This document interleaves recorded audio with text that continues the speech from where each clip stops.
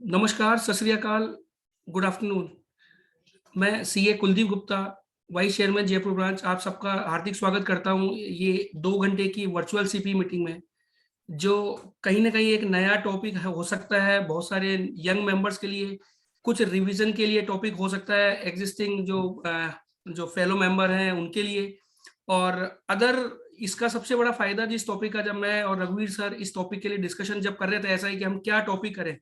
क्योंकि टाइम अब कुछ टैक्स ऑडिट भी मैक्सिमम वर्कलोड खत्म हो चुका है, जीएसटी का भी चीजें मतलब बहुत सारी चीजें कवर में हो चुकी है जो अपना जो ड्यू डेट का प्रेशर था। मीनवाइल हम ऐसा क्या टॉपिक लाएं कि अदर देन टैक्सेशन पे भी अपन बात करें और लोगों का इंटरेस्ट भी रहे और नई वर्किंग अपॉर्चुनिटीज फॉर मेंबर्स। ठीक है, अटेस्टेशन एक अपना बहुत ही सोल अपना एक शस्त्र हो सकता है, एक बहुत अच्छा एक अपने पास वर्किंग स्पेस है कि ऑडिटिंग अटेस्टेशन एश्योरेंस फंक्शन अपन करते हैं। बट इसके अलावा हम अपने आप को किस तरीके से न्यू फील्ड में अपने आप को एंगेज करें।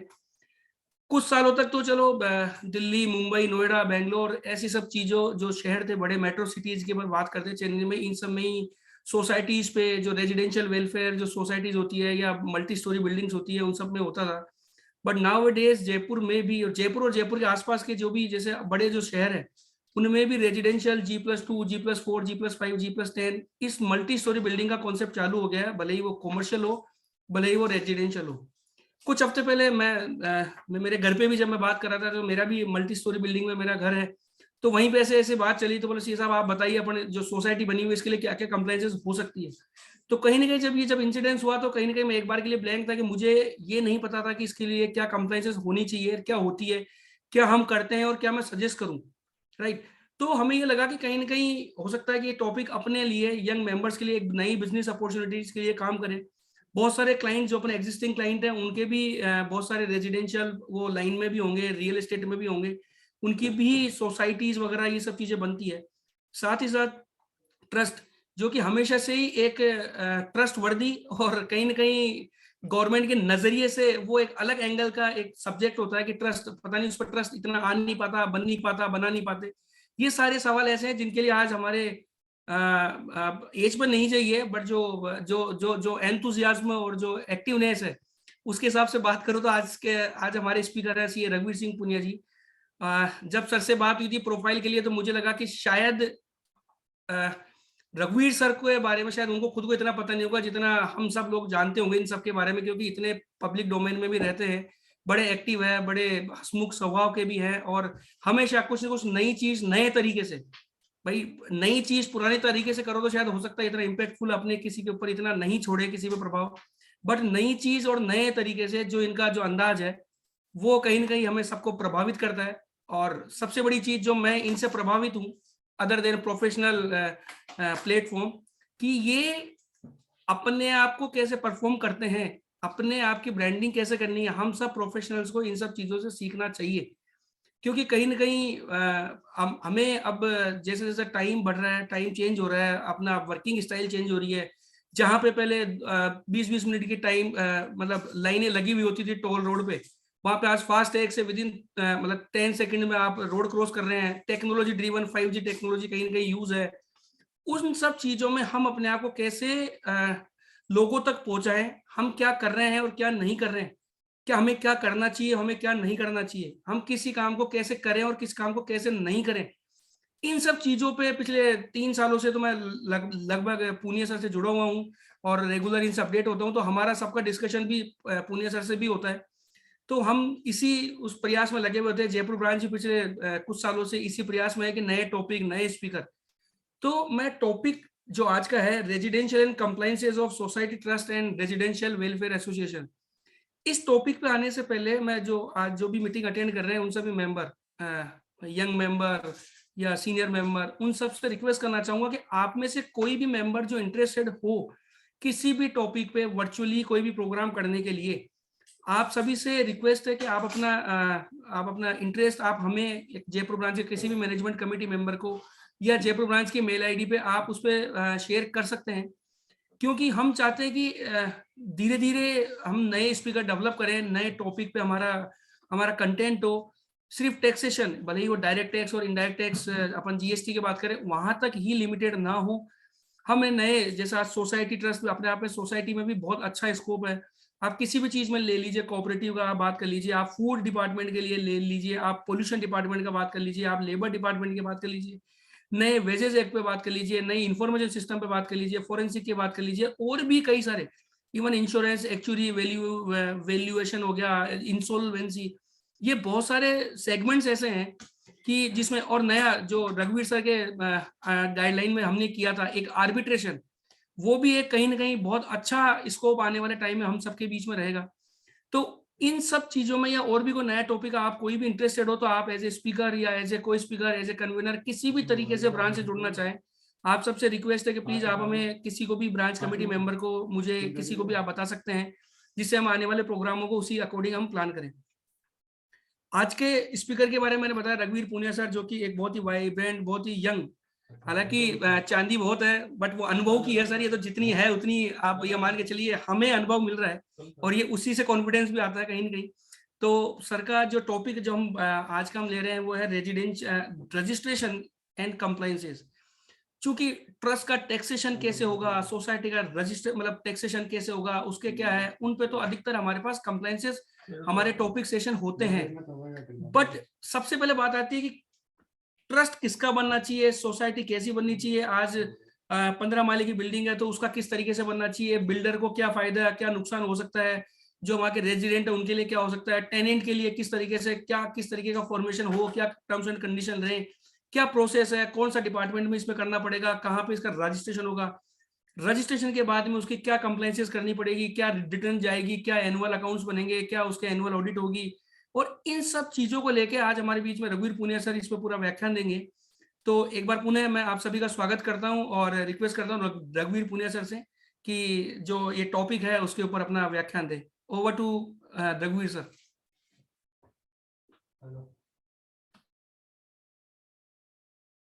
सर अनम्यूट करिए सर।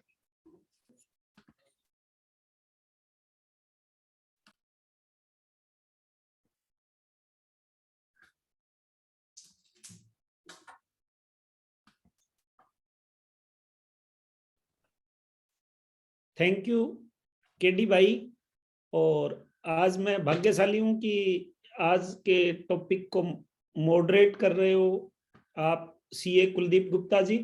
आज तो आप वाइस चेयरमैन की हैसियत से कर रहे हो, लेकिन जल्दी हम आपको जयपुर ब्रांच के चेयरमैन की कैपेसिटी में आपका जल्दी फेलिसिटेशन करने वाले हैं।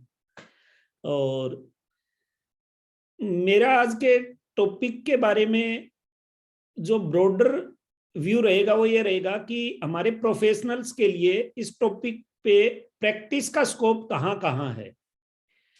जो कंप्लायंसेस को मैं ब्रॉडरली बात करूंगा, कंप्लायंसेस पे बहुत ज्यादा इन डेप्थ में नहीं जाऊंगा, क्योंकि आज हमारी चार्टर्ड अकाउंटेंट की प्रैक्टिस है वो एक ट्रांजिशनल फेज से गुजर रही है। ये हमारा संक्रमण काल है। अब जो सर्टिफिकेशन वर्क है वो रिड्यूस हो रहा है, गवर्नमेंट ने उसके ऊपर बंदिशें काफी ज्यादा लगा दी और सर्टिफिकेशन का काम बहुत ही रिस्की हो गया है। तो मेरा ऐसा मानना है कि जो सर्टिफिकेशन का काम करें वो उसके अंदर डूब के करें पूरा, ताकि कोई भी गलती या भूल नहीं हो जिसकी वजह से हमें अनहैप्पी परिस्थितियों से नहीं गुजरना पड़े। काफी चार्टर्ड अकाउंटेंट्स गुजर रहे हैं। दूसरा, अभी हमारी सोसाइटी में ऑल इन वन का कॉन्सेप्ट था।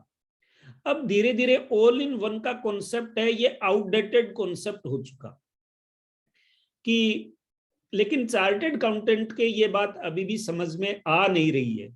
उसका कारण ये है कि एक क्लाइंट आता है हमारे पास तो हमें ऐसे लगता है कि ये क्लाइंट हमारे पास दहेज में आ गया और जीवन भर हम इस क्लाइंट की हमें सेवा करनी है, चाहे उसका लेबर का काम हो, चाहे उसका पीएफ का हो, चाहे ईएसआई का हो, चाहे वो कोई ट्रस्ट बना रहा हो, हर काम की जिम्मेवारी हमारी ही है।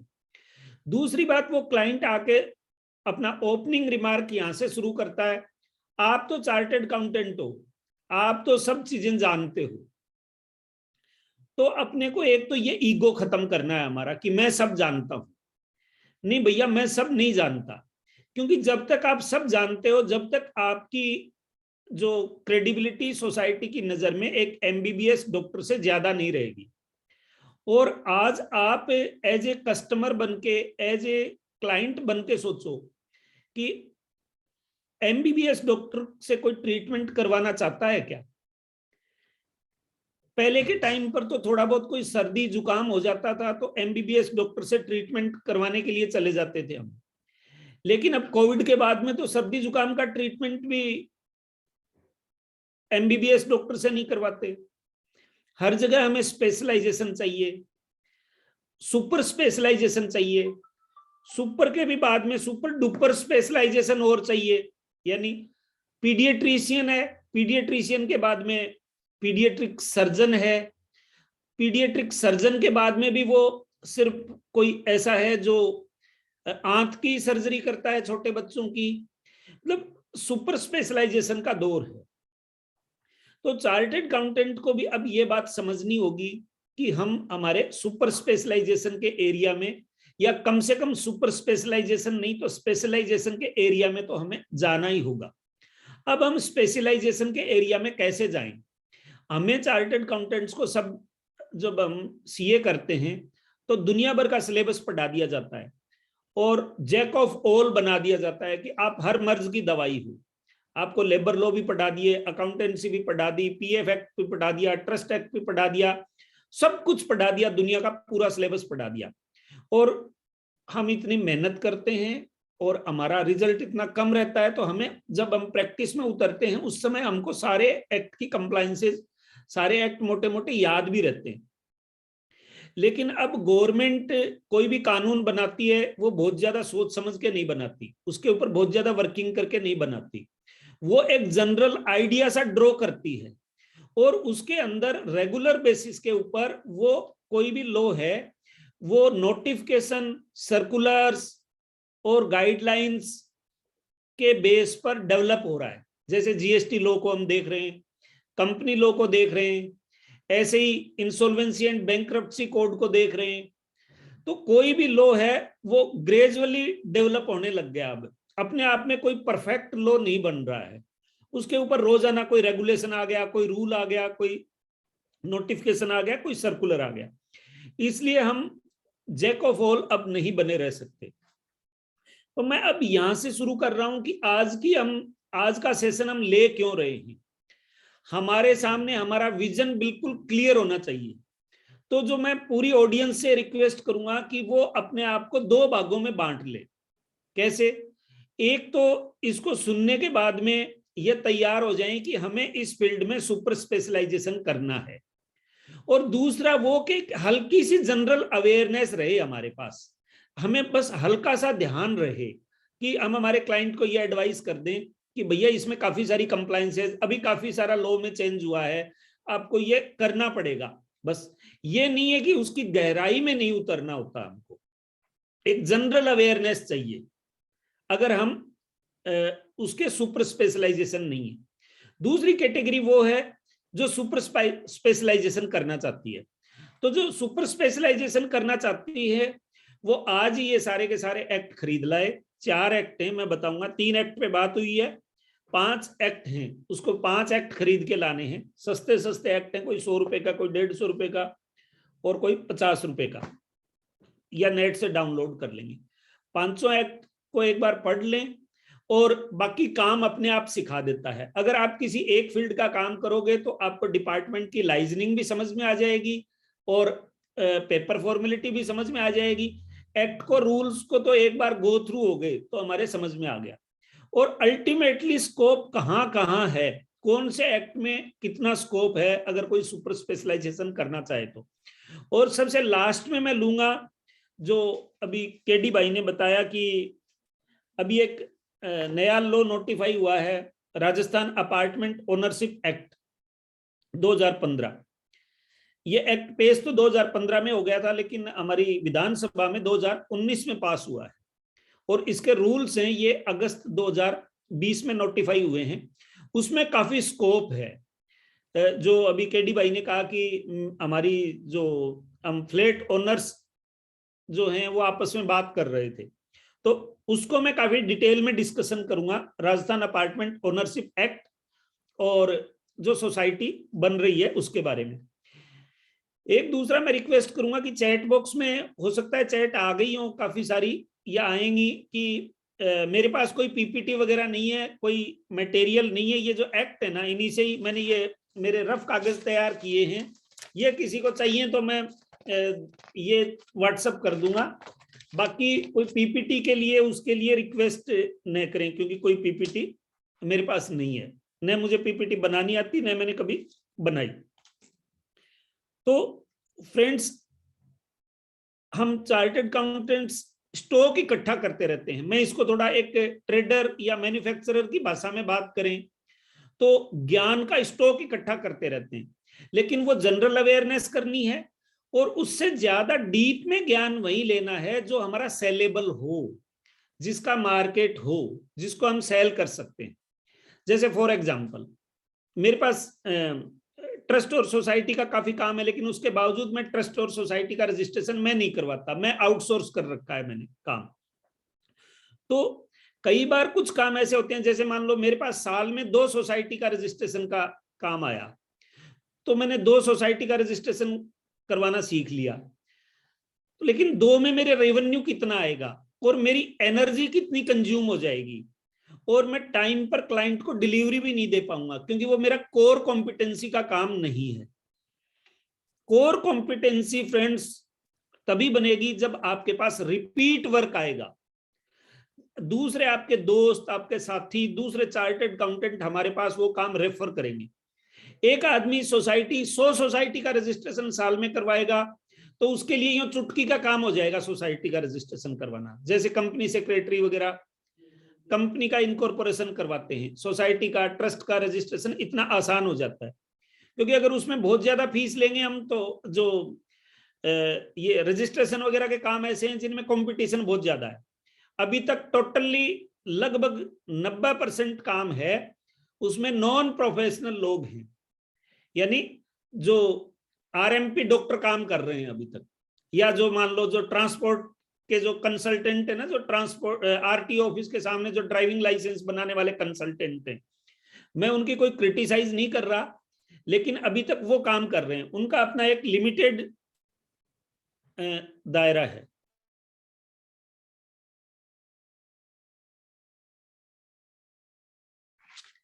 सॉरी, मैं बीच में 1 सेकंड इंटरप्शन आ गया।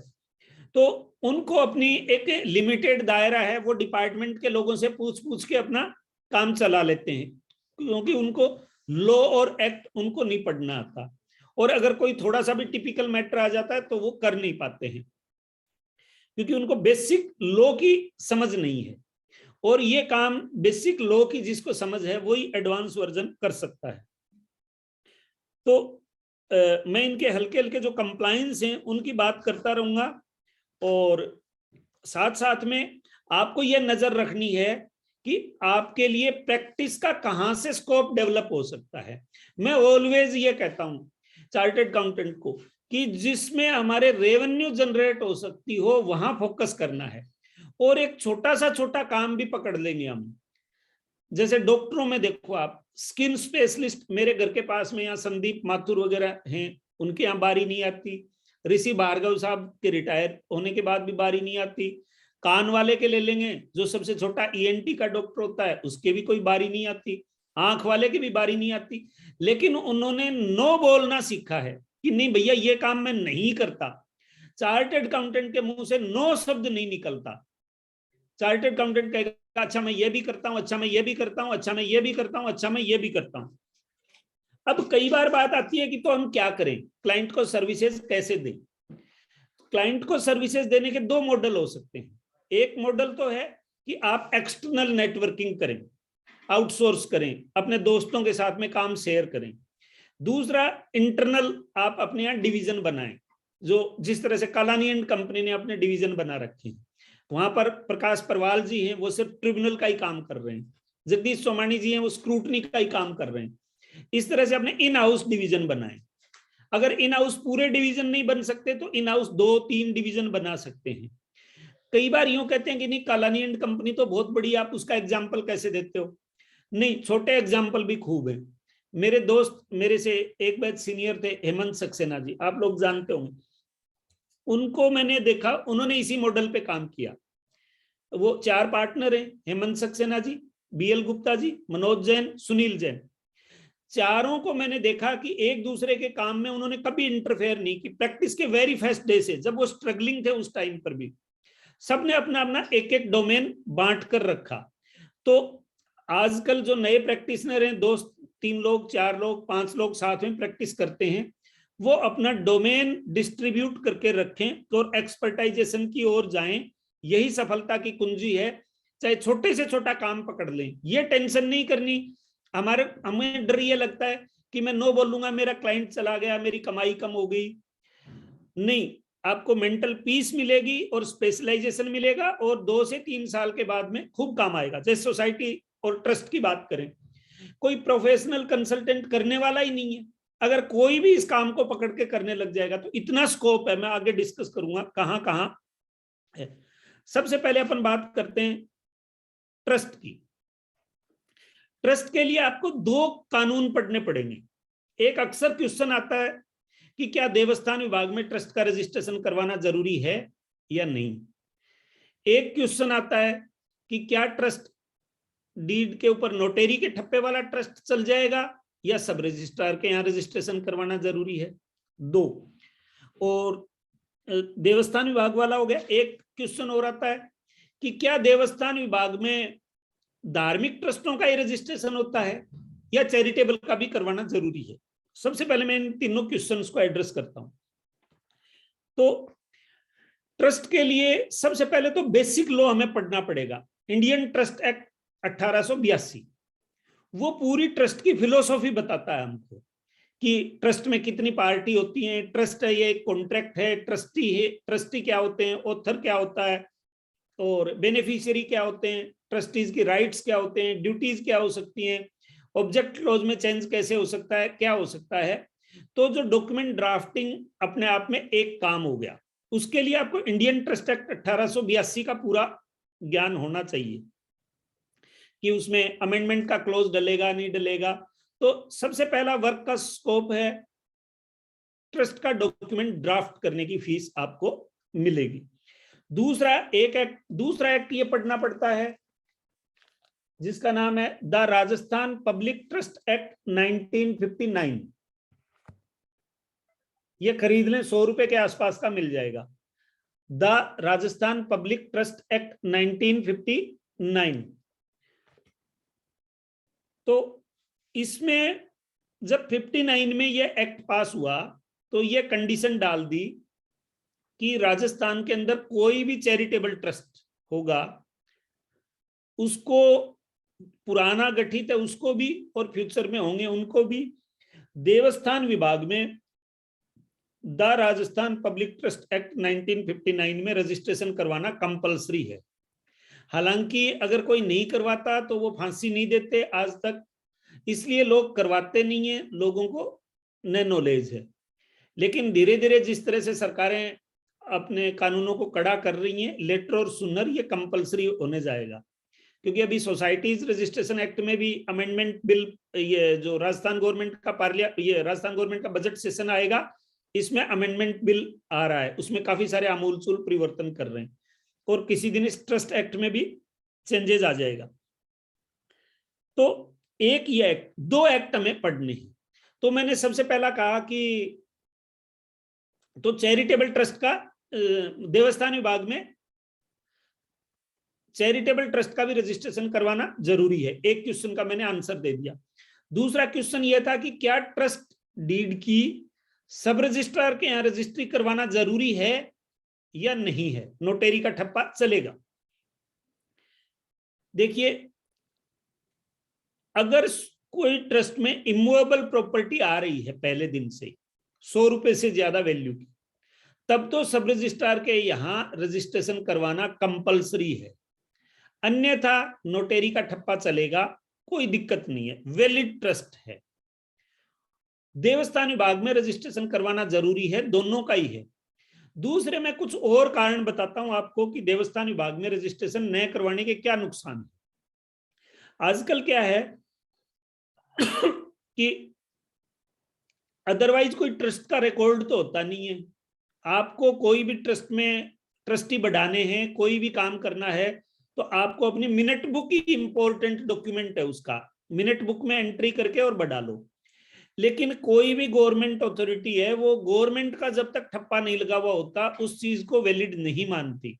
मान लीजिए एक ट्रस्ट के अंदर 3 ट्रस्टी हैं और पावर दे रखा है कि ये 3 ट्रस्टी मिलकर चाहें तो ट्रस्टीज की संख्या बढ़ा सकते हैं।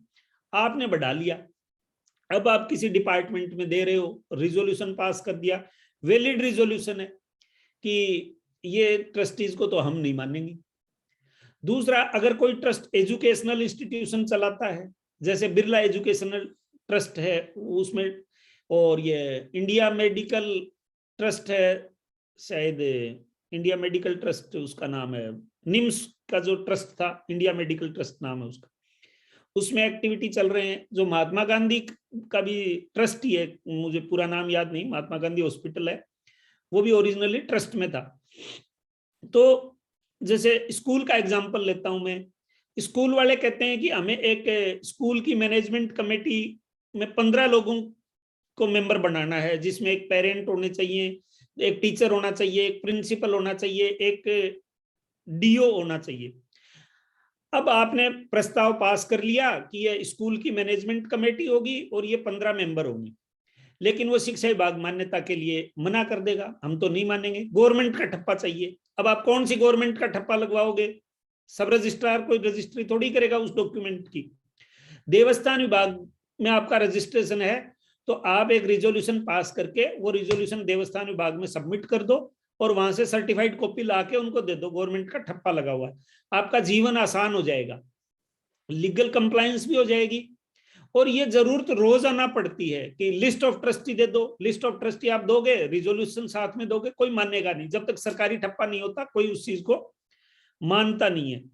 तो इसलिए देवस्थान विभाग में रजिस्ट्रेशन, मैंने पहला क्वेश्चन क्लियर कर दिया कि ट्रस्ट का जो रजिस्ट्रेशन है वो सब रजिस्ट्रार के यहाँ करवाना जरूरी नहीं है, इमोल प्रॉपर्टी नहीं हो तो मेरी राय में सब रजिस्ट्रार के यहाँ रजिस्ट्रेशन करवा लो या नोटरी का ठप्पा लगवा लो और देवस्थान विभाग में रजिस्ट्रेशन करवाओ। देवस्थान विभाग में रजिस्ट्रेशन में करीब 100 दिन का टाइम लगता है, क्योंकि वो एक अखबार में विज्ञप्ति निकालते हैं, उसके कुछ पैसे लगते हैं और उसमें वो 60 दिन का टाइम देते हैं। 60 दिन के बाद में एक ट्रस्टी को बुला के उनके बयान स्टेटमेंट रिकॉर्ड करते हैं और फिर रजिस्ट्रेशन दे देते हैं। जयपुर और सिक्कर और आसपास के जो एरियाज हैं इनका तो देवस्थान विभाग जयपुर में ही है, हवा महल के सामने, वहां पर असिस्टेंट कमिश्नर आरएएस ऑफिसर बैठता है, जो असिस्टेंट कमिश्नर बोलते हैं उसको, वो उनके हाथों से रजिस्ट्रेशन होता है। तो पहला स्कोप हो गया डॉक्यूमेंट ड्राफ्टिंग, दूसरा स्कोप हो गया रजिस्ट्रेशन करवाना। अब आ जाओ, मैं असली स्कोप की बात करूंगा। ऑडिट करना, अकाउंट्स करना, वो तो सारा काम है, लेकिन ट्रस्ट एक्ट की जो सेक्शन 34 है, 34 है, वो ये कहती है कि आपके जो अकाउंट्स हैं उनकी असिस्टेंट कमिश्नर को सबमिट भी करने होंगे। मैं पढ़ के सुना रहा हूं section 34। It shall be the duty of every auditor auditing the accounts of a public trust under section 33 to prepare a balance sheet and income and expenditure accounts and forward a copy of the same to the assistant commissioner within whose jurisdiction the public trust has been registered। तो वहां पर document submit करने होते हैं annual, तो वो एक काम हो गया। अब और मैं आगे आता हूं, असली काम होगा ट्रस्ट। इंडिया में ट्रस्ट का कल्चर सबसे पुराना है, ओल्डेस्ट कॉन्सेप्ट है। इंडिया में जो चैरिटी होती थी वो ट्रस्ट के माध्यम से ही होती थी। हर ट्रस्ट में डिस्प्यूट या तो है और या होगा। मेरे को कहेंगे कि नहीं, हम डिस्प्यूट की बात कैसे कर सकते हैं? देखिए, जहां प्रॉपर्टी होगी वहां डिस्प्यूट अवश्यंभावी है। महाभारत की बात करें, प्रॉपर्टी डिस्प्यूट था, या कहो सक्सेशन का डिस्प्यूट था। रामायण को लोग कह रहे हैं प्रेम की कहानी है, लेकिन रामायण जो शुरू है वो डिस्प्यूट से ही हुई थी। मौसी या चाची और भतीजे का डिस्प्यूट था, क्योंकि दशरथ जो स्टेट वही थी उनकी प्रॉपर्टी, बड़े बेटे को देना चाह रहे थे, चाची उनको स्वीकार नहीं कर रखी थी। नुकसान क्या हुआ, दशरथ जी की वियोग में डेथ हो गई और पूरा राम जी को वनवास मिला। तो प्रॉपर्टी होगी, वहां डिस्प्यूट होंगे। तो हमारा असली रोल है, जो असली हमारी कमाई होगी वो लिटिगेशन मैनेजमेंट में होगी।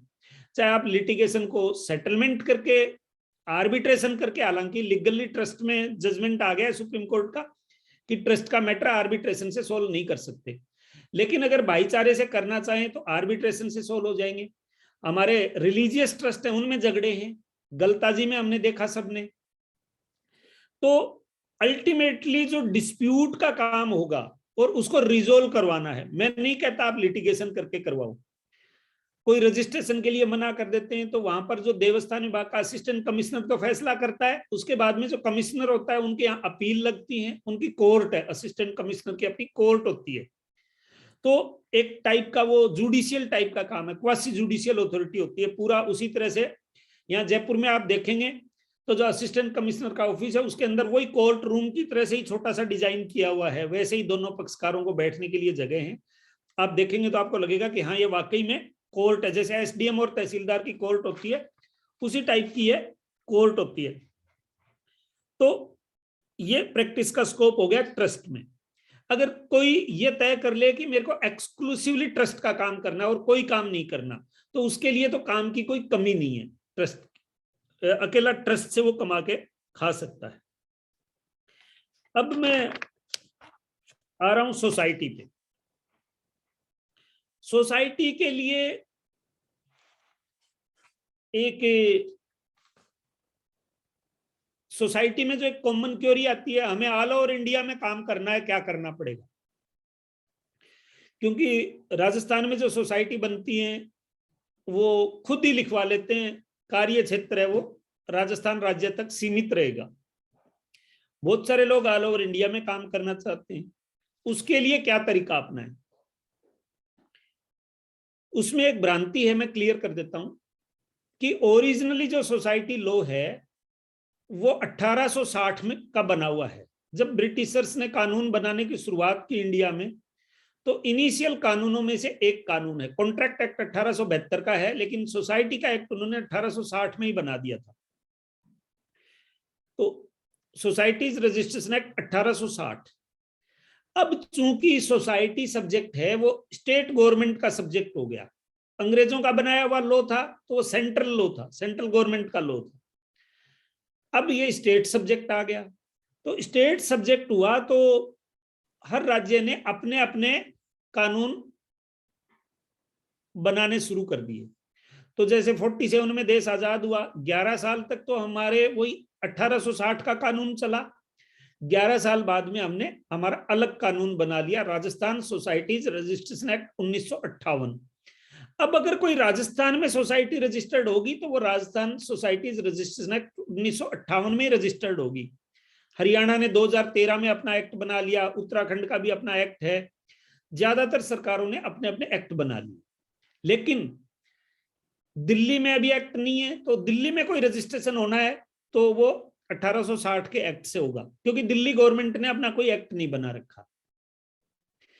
ऐसे ही यूपी में किसी को रजिस्ट्रेशन करवाना है, नोएडा में रजिस्ट्रेशन करवाना होगा तो वो 1860 के एक्ट में ही होगा, क्योंकि वहां पर यूपी गवर्नमेंट ने सोसाइटी का कानून अपना अलग से नहीं बनाया। तो वो जो सेंट्रल लॉ है उसके हिसाब से वहां रजिस्ट्रेशन हो रहा है। तो ये 1860 हमें पढ़ने की जरूरत नहीं है, क्योंकि राजस्थान में 1860 कोई काम नहीं आएगा। हमें सिर्फ 1958 का पढ़ने की जरूरत है।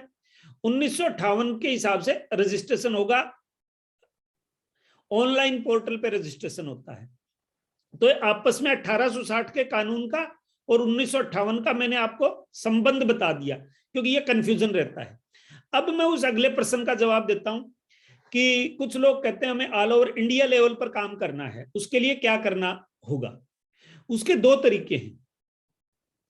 या तो आप सेक्शन 8 की कंपनी बना लो, ऑल ओवर इंडिया काम करो, या आप ट्रस्ट बना लो, ऑल ओवर इंडिया काम करो।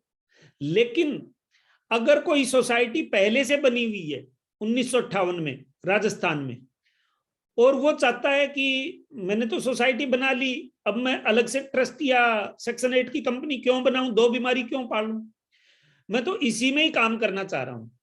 तो उसको एक अमेंडमेंट डीड बनाना पड़ेगा कि हम हमारा कार्य क्षेत्र है वो राजस्थान से भारत पूरे देश में करना चाहते हैं, और जो ऑनलाइन पोर्टल पे संशोधन की फाइल होती है वो लगानी पड़ेगी। लेकिन अभी डिपार्टमेंट ने सौगंध खा रखी है कि हम पूरा भारत कार्य क्षेत्र हम नहीं करेंगे, और अगर वो रोकते हैं तो उनको लीगल नोटिस भेजकर और रिट लगानी पड़ेगी, इसके अलावा कोई चारा नहीं है। क्योंकि वो राजी मत है, वो रजिस्ट्रेशन नहीं करेंगे, लेकिन पहले अपना होमवर्क करके और रिट लगा लें।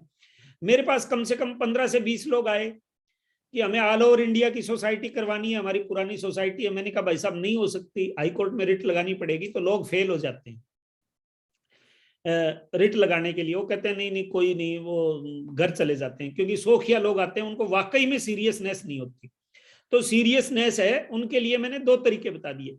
एक तरीका तो ये, झंझट में नहीं पड़ना चाहे सेक्शन 8 की कंपनी बना लो, ट्रस्ट बना लो, और अगर कोई सोसाइटी फोरम में ही काम करना चाहता है तो उसको रिट में जाना ही पड़ेगा। राजस्थान में सोसाइटी रजिस्टर्ड करवा के ऑल ओवर इंडिया काम करना चाहता है। ऑल्टरनेटिवली कुछ लोग दिल्ली में रजिस्ट्रेशन करवाते हैं, लेकिन मैं उसके फेवर में नहीं हूं। राजस्थान में रहने वाला आदमी दिल्ली में रजिस्ट्रेशन क्यों करवाए, दिल्ली में वो डम्मी कैंडिडेट ढूंढेगा।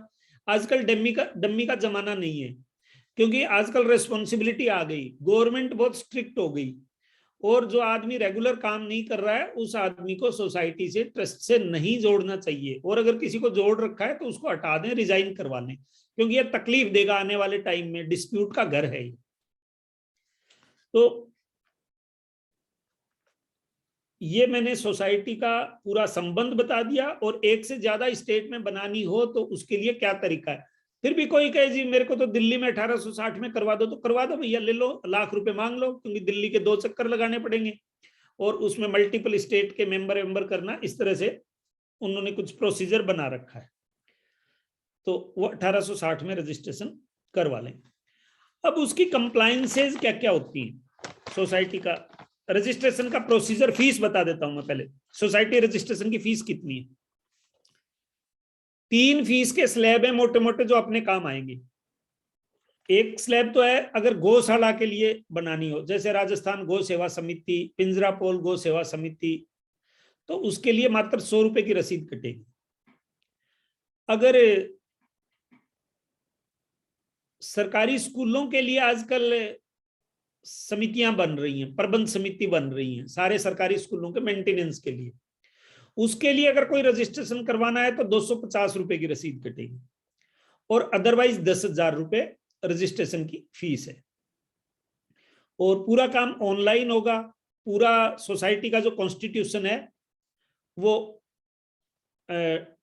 आप पोर्टल पर जाएंगे तो पूरा उन्होंने एक मॉडल कॉन्स्टिट्यूशन बना रखा है। आप उसमें जो चेंज करना चाहें वो चेंज कर लो। अध्यक्ष, सचिव और कोषाध्यक्ष तीनों के सिग्नेचर स्कैन करके और उसके नीचे चिपका दो और पीडीएफ बनाकर अपलोड कर लो। उसके बाद में वो चेक करते हैं, कोई ऑब्जेक्शन होता है तो वापस भेज देते हैं, उसको ऑब्जेक्शन को रिमूव करके दोबारा अपलोड करनी होती है। जब वो ओके कर देते हैं उसके बाद में ई ग्रास पे जाके और उसका पेमेंट करना पड़ता है। 10,000 रुपए तो फीस का, और कुछ सर्टिफाइड कॉपी वगैरह के 260 रुपए के आसपास और रसीद कटती है। तो ये पेमेंट हो जाएगा, सोसाइटी का रजिस्ट्रेशन हो जाएगा।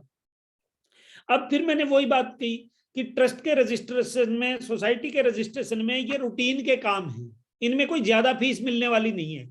लेकिन आपको स्थापित होना है तो शुरुआत में रजिस्ट्रेशन का काम करना है, लेकिन आपको निगाहें रखनी है कि आगे सब्सिक्वेंट डिस्प्यूट, लीगल लिटिगेशन में जाना है हमको। तो एक्सक्लूसिवली सोसाइटी का काम करना भी अपने आप में एक इंडिपेंडेंट एरिया ऑफ प्रैक्टिस है। अब उसकी एनुअल कंप्लायंसेस क्या क्या होती हैं। ट्रस्ट की एनुअल कंप्लायंस मैंने बता दी कि ऑडिटेड अकाउंट्स की कॉपी देनी होती है, और जब भी कोई ट्रस्टीज वगैरह में चेंज होता है तो वहां देनी होती है असिस्टेंट रजिस्ट्रार के, असिस्टेंट कमिश्नर के ऑफिस में, देवस्थान विभाग में जमा करवानी होती है। सोसाइटी की ईयरली कंप्लायंस, ईयरली सोसाइटी में अकाउंट सबमिट नहीं करने होते सोसाइटी के ऑफिस में। लेकिन ईयरली पदाधिकारियों की सूची देनी पड़ती है कि हमारी कार्यकारिणी समिति या एग्जीक्यूटिव कमेटी या गवर्निंग बॉडी, उसके ये मेंबर हैं हर साल एजीएम के 14 दिन के भीतर, जो नॉर्मली कोई देता नहीं है, जो नॉर्मली कोई सूचना देता नहीं है, लेकिन 14 दिन के भीतर वो सूचना देनी जरूरी है। अगर कोई भी अमेंडमेंट करते हैं तो अमेंडमेंट का पूरा पहले बोर्ड रिजोल्यूशन जिसमें अमेंडमेंट का निर्णय लिया, उसके बाद में बोर्ड की मीटिंग का नोटिस, बोर्ड का रिजोल्यूशन, उसके बाद में एक्स्ट्रा ऑर्डिनरी जनरल मीटिंग का रिजोल्यूशन, ये तीनों डॉक्यूमेंट देंगे जब वो उसको अमेंडमेंट को रजिस्टर करेंगे। ये एक स्कोप है। और मजे की बात, जो बाजार में जो आरएमपी काम कर रहे हैं सोसाइटी के रजिस्ट्रेशन का, वो सोसाइटी के रजिस्ट्रेशन की तो कम फीस लेते हैं और अमेंडमेंट फाइल करने की उससे ज्यादा फीस लेते हैं। तो अब आप देख सकते हो कि जो रजिस्ट्रेशन का पहला काम है उसकी फीस तो कम मिलेगी, लेकिन उसके बाद में जो ही उसमें झमेले शुरू हो जाते हैं आपकी फीस बढ़नी शुरू हो जाएगी, वहां पर आपको प्रीमियम फीस मिलेगी, क्योंकि वो काम कोई नहीं कर सकता। अब सोसाइटी के डॉक्यूमेंट सबमिट नहीं किए तो पेनल्टी कितनी लगेगी? 500 रुपए तक की पेनल्टी लगा सकते हैं, और अगर वो डिफॉल्ट कंटिन्यू रहता है तो 50 रुपए डेली की पेनल्टी लगा सकते हैं। तो ये पेनल्टी वगैरह में राजस्थान गवर्नमेंट थोड़ी ढीली डाली चल रही है, इसलिए नॉर्मली पेनल्टियां लगती नहीं है, इसलिए ये चलता है, लोग सबमिट नहीं करते। लेकिन जब उनके आपस में डिस्प्यूट होता है या कहीं जरूरत पड़ती है तो सबमिट करवाना ही पड़ता है। खास करके एजुकेशनल सोसाइटी हैं, उनको जब मान्यता के लिए शिक्षा विभाग मांगता है तो उनको देने पड़ते हैं। सोसाइटी के 2 एक्ट हो गए, मोटा मोटी मैंने सोसाइटी और ट्रस्ट की बात कर ली। अब मैं इसके बाद में आऊंगा राजस्थान अपार्टमेंट ओनरशिप एक्ट, जो आरडब्ल्यूए बोल रहे थे केडी भाई, और हमारे आज के टॉपिक में भी लिखा हुआ है आरडब्ल्यूए। और इसके अलावा आरडब्ल्यूए के ऊपर मैं काफी डिटेल में डिस्कशन करूंगा, क्योंकि वो नया लॉ है, अभी डेवलपिंग है, और सबसे ज्यादा कमाई का स्कोप उसमें है, और सबसे छोटा है। कितने पेज का है आपको मैं दिखाता हूं, बिल्कुल पतला सा है। जो भी उन्होंने बढ़ा बढ़ू के, और ये थोड़ा इसके पेज बढ़ाए हैं इधर उधर करके, बहुत छोटा है। अगर कोई प्रैक्टिस करना चाहे तो, हालांकि अभी इसके अंदर पूरा लागू नहीं हुआ है ढंग से, बाकी सबसे ज्यादा कमाई का काम है ये जो तीसरा जो एक्ट अभी पास हुआ है ये। केडी भाई, अगर कोई इन 2 से रिलेटेड क्वेश्चन आंसर लेने हो तो ले लें क्या? मैं ये आरडब्ल्यूए पर आऊं उससे पहले सर एक इसमें मेंबर की वो थी रिक्वेस्ट कि अगर अपन सोसाइटी का रजिस्ट्रेशन करवाते हैं तो मिनिमम डॉक्यूमेंट क्या क्या रिक्वायर्ड है? मिनिमम डॉक्यूमेंट मैं बता देता हूं। आपको कॉन्स्टिट्यूशन ड्राफ्ट करना पड़ेगा, पोर्टल पे मिल जाएगा मॉडल, और जो 7 मेंबर होंगे और 7 मेंबर के आधार कार्ड मस्ट हैं, और आधार ओटीपी आएगा सबके पास में, उससे उनका वेरिफिकेशन होगा कि जैसे वो होता है ना, हम भारत के लोग इस गणराज्य को, वैसे ही जैसे कंपनी में होता है वी द सब्सक्राइबर, तो उसमें भी 7 लोग हैं, वो उनकी घोषणा होगी कि हम 7 लोग मिलकर सोसाइटी इनकॉर्पोरेट करवाना चाहते हैं। तो उन 7 लोगों के आधार कार्ड चाहिएंगे और आधार ओटीपी आएगा, तो वो 7 की कंसेंट हो जाएगी, और 3 पदाधिकारियों के उसके ऊपर सिग्नेचर होंगे। वो सिग्नेचर भी स्कैन कॉपीज आएगी उसके अंदर, कॉन्स्टिट्यूशन के नीचे अध्यक्ष, कोषाध्यक्ष और सचिव, तीनों के। और कोई क्वेरीज हो केडी भाई? हाँ, एक है क्वेरी सर, उमंग जैन जी की है। Is it compulsory to suffix society word in the name of society? क्या लास्ट में सोसाइटी लिखना कंपलसरी है? नहीं, सोसाइटी लिखना कंपलसरी नहीं है। Poonia institute of legal sciences, हमने इंस्टीट्यूट बीच में लगा रखा है, ये भी एक सोसाइटी है। इंस्टीट्यूट भी चलता है, वहां 4, 5, 7 वर्ड की लिबर्टी है। इंस्टीट्यूट, सोसाइटी, संस्था भी लिख सकते हो, संस्थान भी लिख सकते हो। सोसाइटी लिखना कंपलसरी नहीं, कुछ ना कुछ तो लिखना पड़ेगा। राइट, लेकिन थोड़ी चॉइस दे रखी है, और बीच में भी लगा सकते हैं, जैसे मैंने पिल्स में लगा रखा है। राइट। और फिर भी कोई बहुत ज्यादा मैं इसके ऊपर मैंने रिसर्च नहीं किया। एक मैंने सोसाइटी देखी भी है पुष्प के नाम से, सिर्फ पुष्प के नाम से, तो मेरे ये बताते बताते ध्यान आया कि हो सकता है, मैं श्योर नहीं हूं, और ये कहेंगे तो कंफर्म करके बता दूंगा। राइट सर, मेरे से एक बाद में क्वेरी बात है सर, नेक्स्ट क्वेरी है, can a society add a member deciding out of Rajasthan for formation society of in Rajasthan? Suppose अगर मैं बात करूं, सपोज एक बिल्डिंग है जिसमें 20 फ्लैट है, वो सोसाइटी बना रहे हैं, लेकिन जो बिल्डिंग का ओनर है वो रहता, उसका रेजिडेंस मान लो सपोज गुड़गांव है या दिल्ली है या मुंबई है, तो क्या वो यहाँ के सोसाइटी का मेंबर हो सकता है क्या? हो सकता है सर, हो सकता है, बिल्कुल हो सकता है, प्रेसिडेंट भी हो सकता है। अच्छा, और क्या कोई पदाधिकारी भी हो सकता है, सपोज प्रेसिडेंट या बिल्कुल सेक्रेटरी या बिल्कुल हो ट्रेजरर? सकता है, बिल्कुल हो सकता है। ठीक है। अ, एक है सर, ये पोर्टल का सर अगर आपको नाम पता हो कि ये ऑनलाइन अगर होता है तो कहाँ से होता है? एक मेंबर ने क्वेरी करी है, sir what is the portal name for यार नाम रजिस्ट्रेशन? मैं अभी भूल रहा हूँ, मेरे याद आ जाएगा मैं बता दूंगा। क्योंकि मैं खुद आउटसोर्स करता हूँ, क्योंकि इस काम में कोई वो सिर्फ रजिस्ट्रेशन के काम में कोई मजा नहीं आता, इसीलिए मैं तो स्पेशलाइजेशन की बात कर रहा हूँ कि कोई अगर इसके अंदर अकेला प्रैक्टिस करना चाहे तो स्कोप है। सारे चार्टेड अकाउंटेंट्स परेशान हैं, और हर सीए के पास में साल में कभी एक सोसाइटी आती है, कभी 2 आती है, कभी 3 आती है। राइट, हाँ, लेकिन जहां तक मुझे लग रहा है कि शायद ये आप जिस सोसाइटी जो रजिस्ट्रेशन है उसकी ऑनलाइन एप्लीकेशन एसएसओ राजस्थान से होता है, जो राजस्थान गवर्नमेंट की एक सिंगल साइन ऑन करके जो पोर्टल है उस पे होता है, उसमें वेरियस टाइप, उसमें अपन कोऑपरेटिव ऑडिट अलॉटमेंट के लिए भी उस पर अप्लाई होता है, तो उसी तरीके से सोसाइटी रजिस्ट्रेशन इन सब का उस पर होता है। केडी भाई एक काम कर सकते हैं, यस सर। एक व्हाट्सएप मैसेज है अनिल भैया का भेजा हुआ विजडम ग्रुप पे, ठीक है। अभी 4-5 दिन पहले भेजा था उन्होंने, हम्म। और मैं वो आपको दोबारा शेयर कर देता हूँ। सर आप तो वो कर दीजिए, उसको मैं यहाँ चैट बॉक्स में डाल दूंगा है सर। ना, चैट बॉक्स में डाल दो आप। अगर किसी हाँ। को पूरा प्रोसीजर एक्यूरेट मतलब उन्होंने लिख रखा है, ये मैंने कर दिया, आपको ठीक व्हाट्सएप है, कर दिया। ठीक है सर, ठीक है। हाँ सर, नेक्स्ट क्वेरी सर एक और है, can we use word welfare in the name of society? हाँ कर सकते हैं सर, है, क्योंकि इसमें ये था जैसे कर सकते हैं। सेक्शन मेरी 10। सोसाइटी, मेरे पास है सनराइज वेलफेयर सोसाइटी। अच्छा, ठीक है। एक एक क्वेरी है सर, जैसे सेक्शन 1023C की एग्जाम्पशन के लिए एजुकेशनल सोसाइटी को और कोई इनकम टैक्स या अदर रजिस्ट्रेशन करवाना पड़ता है क्या? वो आज का टॉपिक नहीं है, बाकी थर्ड एडी के लिए रजिस्ट्रेशन की कोई रिक्वायरमेंट नहीं है, ब्लैंक एग्जाम्पशन है 5 करोड़ तक की, अगर आपकी ग्रोस रिसिप्ट है तो ब्लैंक एग्जाम्पशन है। ठीक है, लेकिन उसके लिए कंडीशन है सोनली फॉर एजुकेशनल पर्पजेज। ठीक है। पहले 1 करोड़ की लिमिट थी, अब 5 करोड़ की कर दी, ब्लैंक एग्जाम्पशन है। राइट। एक है सर, एक क्वेरी आई है सर, कैन राजस्थान में registered society all over India में वर्क कर सकती है क्या? इसको मैंने कवर कर लिया। ठीक है, ठीक है। इसके अलावा सर आर्टिकल संविधान का आर्टिकल 19(1)(g कहता है कोई भी अथॉरिटी रीजनेबल रेस्ट्रिक्शन लगा सकती है, रोक नहीं सकती, कोई कंडीशन डाल सकती है, लेकिन हमारे राजस्थान वाले तो जबरदस्ती रोक रहे हैं, जो आर्टिकल 19(1)(g का ग्रोसली वायलेशन है।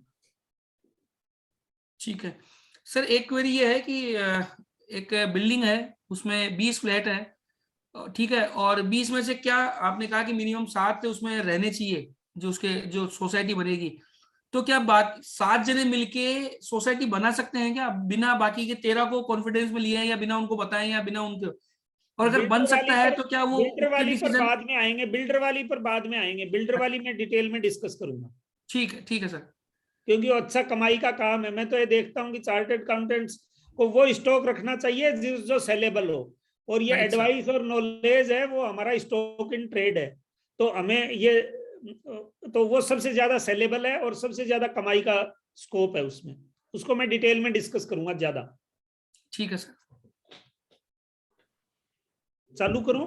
यस सर, नेक्स्ट पे आ जाइए सर। ये राजस्थान अपार्टमेंट ओनरशिप एक्ट 2015 के नाम से एक कानून है, आप नोट कर सकते हैं, और ये भी खरीदना पड़ेगा आप अगर इसके ऊपर प्रैक्टिस करना चाहें तो। बहुत छोटा सा है, 15-20 पेज का एक्ट है। राजस्थान अपार्टमेंट ओनरशिप एक्ट 2015, ये पास हुआ है 2019 में। हाँ, आप चुपचाप निकल।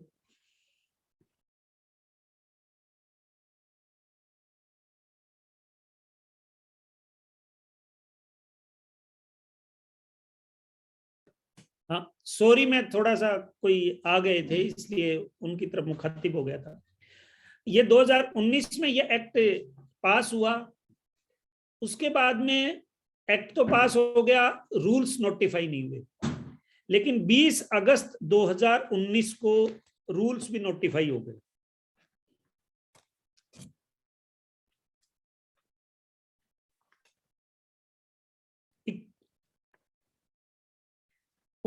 अगस्त published in Rajasthan gazette dated 21 August 2020 को गजट नोटिफिकेशन आ गया, जिसमें रूल्स और कई सारे फॉर्मेट डिक्लेयर कर दिए। इसमें एक कॉम्पिटेंट अथॉरिटी और बनेगी जो अभी बननी बाकी है। असली खेल उस दिन होगा जिस दिन कॉम्पिटेंट अथॉरिटी कॉन्स्टिट्यूट कर देगी गवर्नमेंट, चाहे वो किसी रजिस्ट्रार को पावर दे, किसी आरएएस को दे, या किसको देगी वो जाने। लेकिन कॉम्पिटेंट अथॉरिटी और अपीलेट अथॉरिटी, दो अथॉरिटी इस एक्ट में बननी है, राजस्थान अपार्टमेंट ओनरशिप एक्ट। और इसको हम यो मान सकते हैं कि यह एक्ट रेरा का छोटा भाई है। जैसे हिमांशु गोयल जी हैं, वो एक्सक्लूसिवली रेरा की ही प्रैक्टिस करते हैं, हालांकि वो पीएमएलए की भी करते हैं साथ में, लेकिन जितना उनका रेरा का काम है, बहुत काम है, ऑल ओवर इंडिया का काम वो रेरा का कर रहे हैं। वैसे ही ये राजस्थान अपार्टमेंट ओनरशिप एक्ट है, ये रेरा का छोटा भाई कह सकते हैं हम इसको। छोटा भाई कैसे? कि जो फ्लैट बायर्स हैं वो उनके इंटरेस्ट प्रोटेक्ट करने के लिए, जब तक उनको फ्लैट की डिलीवरी होती है तब तक के इंटरेस्ट प्रोटेक्ट करने के लिए तो रेरा एक्ट आ गया। लेकिन खरीदने के बाद में उसके जो बिल्डर है वो कब्जा नहीं छोड़ता, क्योंकि उसमें काफी कॉमन फैसिलिटी होती हैं और काफी सिक्योरिटी डिपॉजिट होती हैं, और बिल्डर उसका मिस एप्रोप्रिएशन भी कर लेते हैं। काफी सारा कॉमन एरिया होता है, रूफ होती है, तो बिल्डर, ऐसा लगता है हमेशा ही ओनर्स एसोसिएशन को कि ये बिल्डर ही मालिक है बिल्डिंग का, यह एक आभास रहता है। तो सरकार ने इस मिथक को तोड़ने के लिए या इस स्थिति को बदलने के लिए राजस्थान अपार्टमेंट ओनरशिप एक्ट 2015 विधानसभा में पेश किया, जो 19 में पास हो गया, और 21 अगस्त 2020 को उसके रूल्स नोटिफाई हो गए। अब उसके अंदर अथॉरिटी बनेगी, क्योंकि जो वायलेशन होगा तो उसको कौन डील करेगा। तो वायलेशन को डील करने के लिए एक कॉम्पिटेंट अथॉरिटी के गठन का प्रावधान है उसमें, और उससे कोई एग्रीव्ड होता है तो अपीलेट अथॉरिटी बनेगी। यानी अच्छा प्रैक्टिस का स्कोप नजर आ रहा है मेरे को इसमें। कारण उसका ये रहा कि बिल्डर्स जो ओनर्स का जो फंड्स था उसका मिस एप्रोप्रिएशन कर लेते थे, अपने काम में ले लेते थे, तो जिसकी वजह से बाद में उसका बिल्डिंग का ठीक से मेंटेनेंस नहीं हो पाता था, और उसको एक तरह से प्रॉफिट सेंटर बना कर रखते थे। आज भी कई कॉम्प्लेक्स ऐसे हैं जिनकी मेंटेनेंस का काम प्राइवेट लिमिटेड कंपनियां कर रही हैं। मैं नाम नहीं लूंगा, लेकिन बहुत फेमस बिल्डर है, उसने एक कंपनी बना रखी है, और उसकी सारी जो बिल्डिंग्स हैं जयपुर में, उनकी हर कोने में बिल्डिंग है, और उसका मेंटेनेंस उसी प्राइवेट लिमिटेड कंपनी में हो रहा है।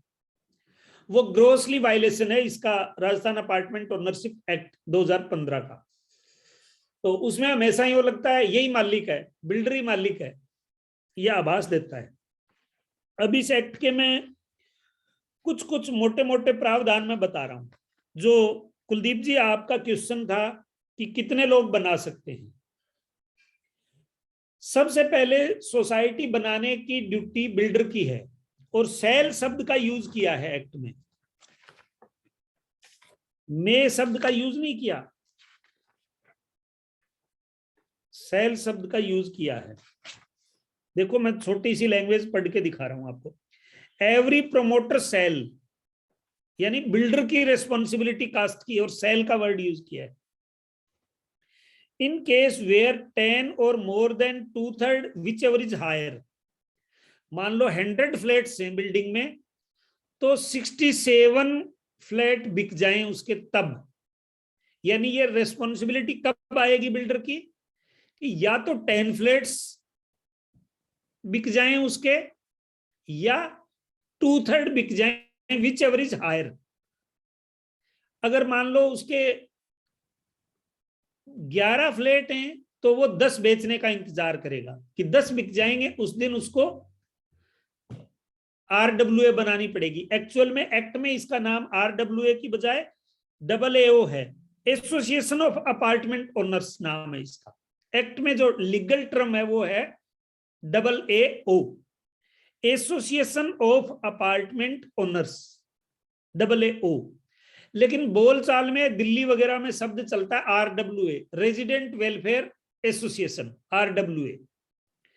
लेकिन हमारे यहाँ इसका लीगल टर्म हो गया एसोसिएशन ऑफ अपार्टमेंट ओनर्स, बनानी पड़ेगी। अब मैं वो लैंग्वेज पढ़ के सुना रहा हूं आपको। Every promoter sell in case where 10 और more than 2/3 whichever is higher of apartments in a building had been allotted, sold or otherwise transferred before the commencement of this act within 6 months of such commencement। अगर यानी ये जो संख्या है, इतने flats उसने इस एक्ट के लागू होने से पहले बेच दिए हैं। ये नोट्स बना सकते हैं आप, काम की चीजें हैं ये। अगर पहले बेच दिए हैं तो एक्ट लागू होने के विदिन 6 मंथ, यानी विदिन 6 मंथ का मतलब हो गया अगस्त 2020 से आप काउंट करोगे तो फरवरी 2021 में हो गए, यानी 12 महीने पहले हो गए, इसके 6 महीने। उसको फरवरी 2021 तक एक सोसाइटी कॉन्स्टिट्यूट करनी पड़ेगी प्रमोटर को। इन any other case within 6 months from the date on which 10 or more than 2/3 whichever is higher of the apartment in the building are allotted, sold or otherwise transferred। अगर पुराना है, मान लो बहुत सारे complex यूं कहते हैं ना कि हम तो पहले के बने हुए हैं, तो उन पर भी यह एक्ट लागू है। तो एक्ट लागू होने के विदिन 6 मंथ बनानी पड़ेगी। आज गणपति प्लाजा जो जयपुर का सबसे पुराना कॉम्प्लेक्स है, वहां भी एसोसिएशन ऑफ अपार्टमेंट ओनर्स बनानी पड़ेगी बिल्डर को। कितने दिन बाद में? एक्ट लागू होने के विदिन 6 मंथ। और अगर एक्ट लागू होने के बाद में ये नंबर्स पूरे हुए हैं तो नंबर क्रॉस करने के बाद में विदिन 6 मंथ उसको बनानी जरूरी है। मान लो वो नहीं बनाता तो क्या होगा? And in any other case within 6 months from the date on which 10 और more than 2/3 whichever is higher of the apartment in the building are allotted, sold or otherwise transferred। Make an application in the prescribed form and manner to the registrar for registration of the association with the persons who have been allotted, sold or otherwise transferred apartment as member।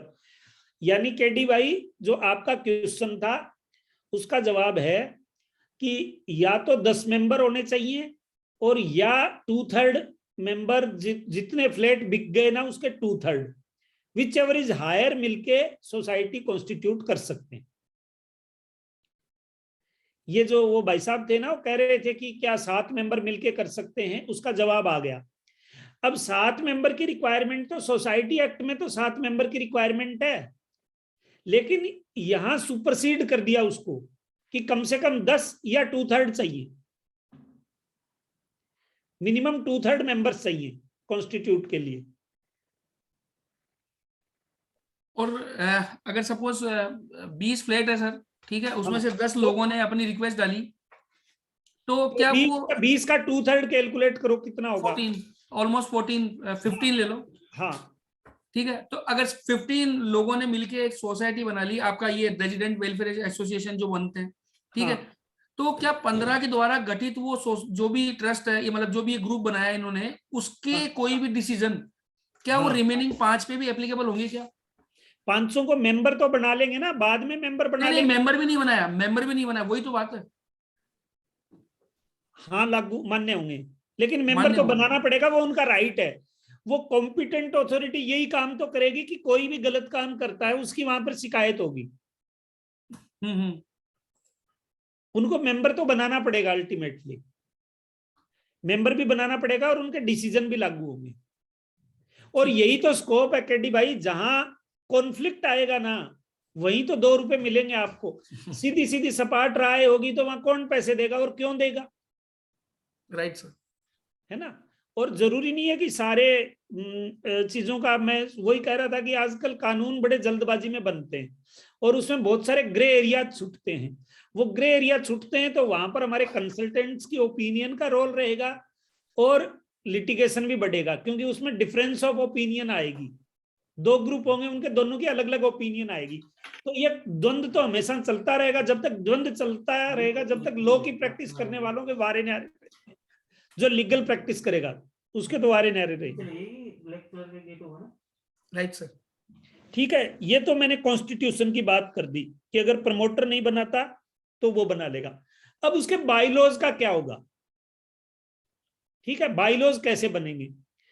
Bylaws में यह कह दिया कि model bylaws बना के ही दे दिए सरकार ने, इसमें नोटिफाई कर दिए कि आपकी मनमर्जी नहीं चलेगी कि आप बाइलॉज जो मर्जी आए जो बना लोगे। बाइलॉज बना दिए,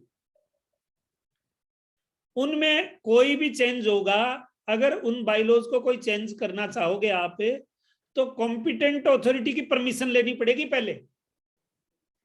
इसलिए केडी भाई, इसमें आपके क्वेश्चन का जवाब आ गया कि वो सोसाइटी मान्य ही होगी, वो 500 मेंबर्स को भी मानना ही पड़ेगा, क्योंकि बाइलॉज तो वही हैं। मान लो उन्होंने बना भी ली तो भी बाइलॉज में कोई वो मनमर्जी नहीं चला सकते, same as it is bylaws रहेंगे।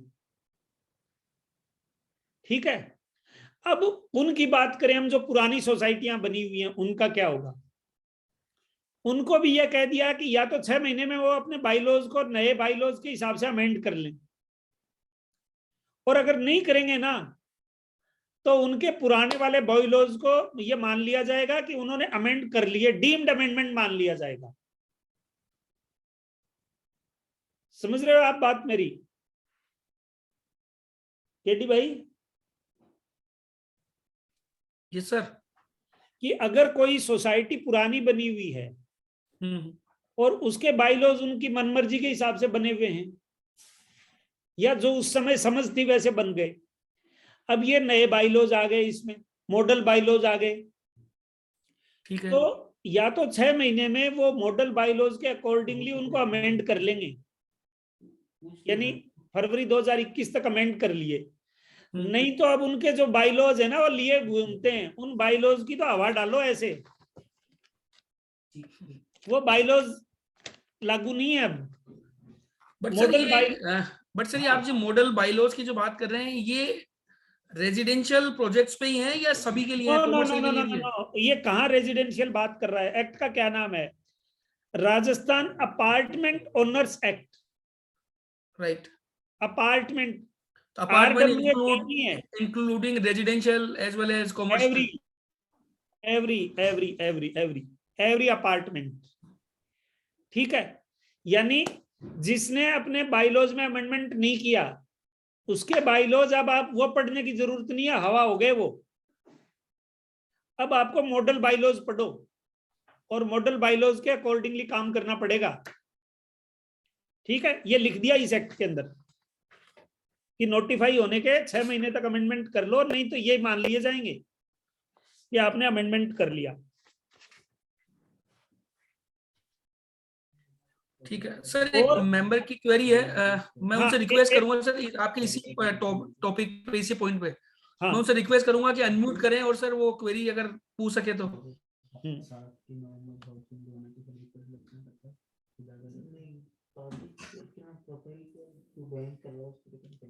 आई थिंक मेरे हिसाब से क्वेरी सर जो आपने मेरे को लिखी है ये शायद हो चुकी क्वेरी। हो चुकी है सर। इस सर आप पूछ लीजिए सर एक बार क्वेरी सर। हाँ, हेलो।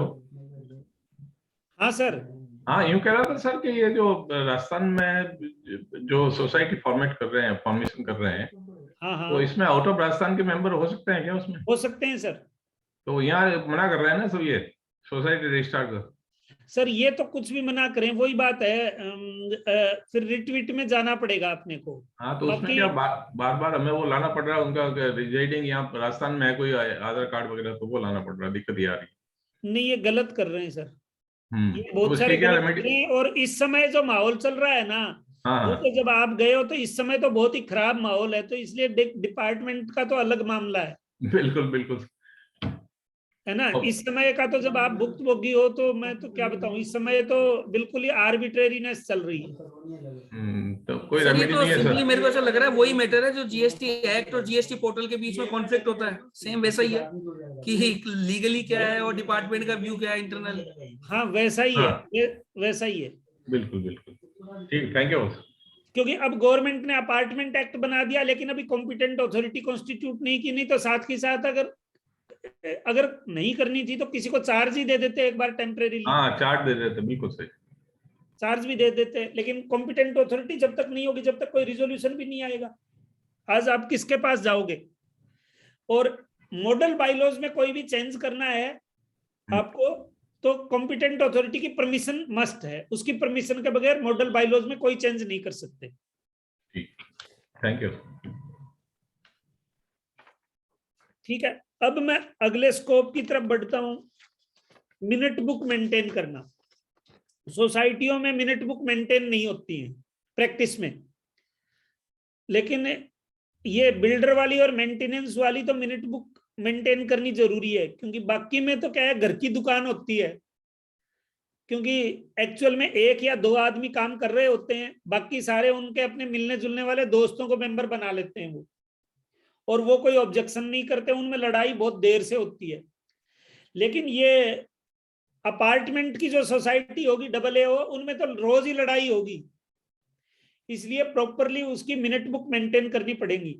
और मिनट बुक के लिए कंडीशन है कि मिनट बुक है वो सीरियली नंबर्ड होनी चाहिए, और प्रेसिडेंट के साइन होंगे कि इसमें इतने पेज हैं उस मिनट बुक के ऊपर।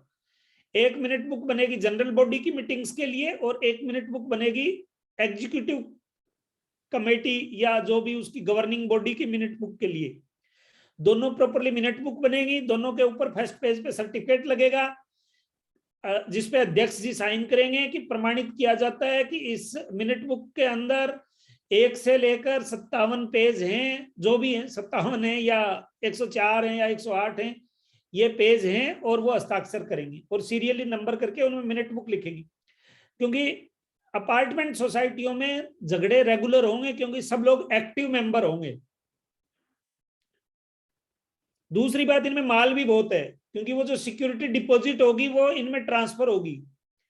कोई बड़ी डिपॉजिट होगी तो बैंक वाले चक्कर काटेंगे कि आपकी एफडी है, 5 करोड़ की एफडी है, हमारे यहाँ शिफ्ट करवा दो, हमारे बैंक में शिफ्ट करवा दो, तो वो कोई एफडी शिफ्ट की, इसलिए जहां संपत्ति है वहां झगड़ा जल्दी होता है। तो मिनट बुक प्रॉपरली मेंटेन करना, यह एक प्रैक्टिस का स्कोप है। प्रोमोटर है वो सिक्योरिटी डिपॉजिट, कॉमन फैसिलिटी, सब चीजें ट्रांसफर करेगा, पूरी संभलाएगा। नहीं संभलाएगा तो कॉम्पिटेंट अथॉरिटी को उसकी कंप्लेंट होगी, और एक अपीलेट अथॉरिटी भी बनेगी। अब अगर कोई भी आदमी इसमें पालना नहीं करेगा, वायलेशन करेगा, कोई भी, चाहे फ्लैट ओनर हो चाहे बिल्डर हो, कोई भी करेगा, तो जो उसकी रिस्पॉन्सिबिलिटी है उसके वैल्यू का 1%, अब ये किसकी वैल्यू है ये एग्जैक्ट कैलकुलेशन नहीं है, 1% उसके ऊपर पेनल्टी लगेगी मिनिमम। मान लो एक फ्लैट ओनर ने कोई वायलेशन कर दिया और उसका फ्लैट है वो 25 लाख रुपए का है, तो 25 लाख की 1% 25,000 रुपए पेनल्टी होगी। उसके वायलेशन करेगा तो 25,000 की पेनल्टी लगेगी, कॉम्पिटेंट अथॉरिटी 25,000 की पेनल्टी लगाएगी उसके ऊपर। अब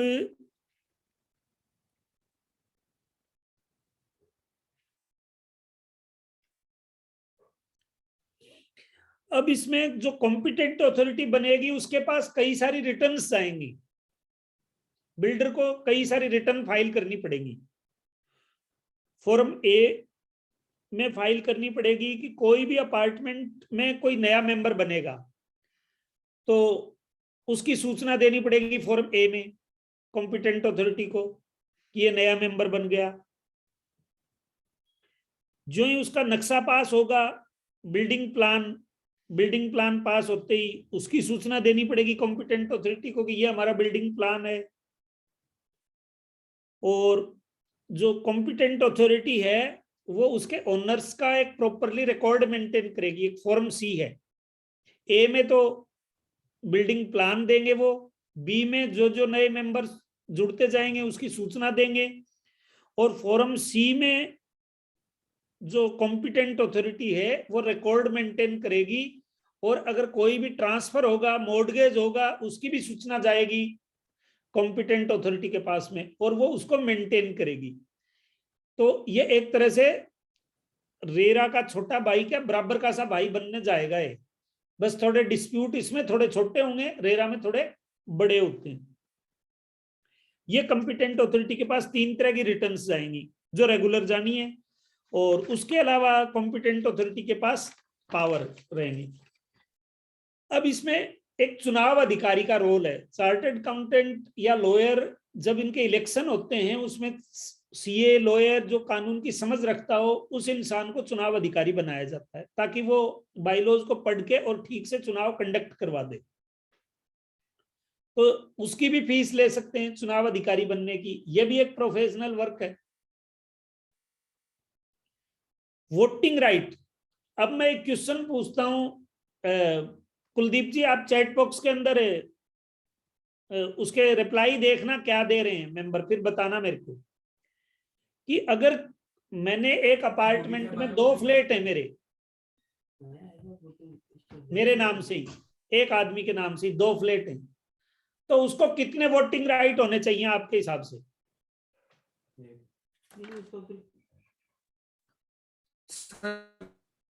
मेंबर से रिक्वेस्ट है कि अपने जो भी आपके व्यूज हो, सही गलत रिप्लाई देने मिक्स लग गए। कंफ्यूजिंग जो भी हो वापस में डालें। 1 2 1 2 1 2 ऑल्टरनेटिवली आ रहे हैं। एक ज्यादा आ रहा है टेडी भाई या 2 ज्यादा आ रहे हैं?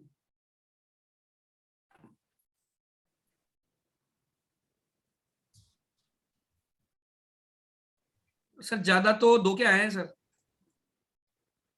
2 वाले गलत हैं और 1 है वो सही है। अपार्टमेंट एक्ट कहता है 2 फ्लैट एक के नाम से हैं तो उसको एक ही वोटिंग राइट है। ऐसे ही डिस्प्यूट होने, ठीक है। अब बात आती है कोरम की, ठीक है। अब मैं कोरम पे एक क्वेश्चन पूछता हूं कि जनरली कोरम में यह होता है कि मीटिंग के अंदर मिनिमम इतने मेंबर आएंगे तो मीटिंग वैलिड होगी। अगर उतने मेंबर नहीं आते तो वो मीटिंग 24 घंटे के लिए पोस्टपोन्ड हो जाती है। इसमें भी वही है, 24 घंटे के लिए पोस्टपोन्ड हो जाएगी। अब मान लो 24 घंटे बाद वाली मीटिंग में भी कोरम पूरा नहीं होता, तो क्या उस मीटिंग में लिए गए निर्णय वैलिड होंगे या नहीं होंगे? यस या नो में जवाब दो। अगर आप मानते हो कि उस मीटिंग में लिए गए डिसीजन वैलिड होंगे तो यस, और ये मानते हो वैलिड नहीं होंगे तो नो।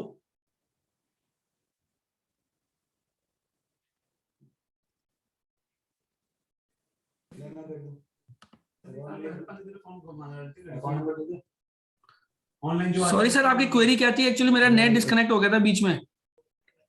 क्वेरी मेरी ये थी कि कोरम पूरा नहीं हुआ मीटिंग का और मीटिंग पोस्टपोन्ड कर दी 24 घंटे के लिए, ठीक है, और 24 घंटे बाद भी कोरम पूरा नहीं हुआ, ठीक है।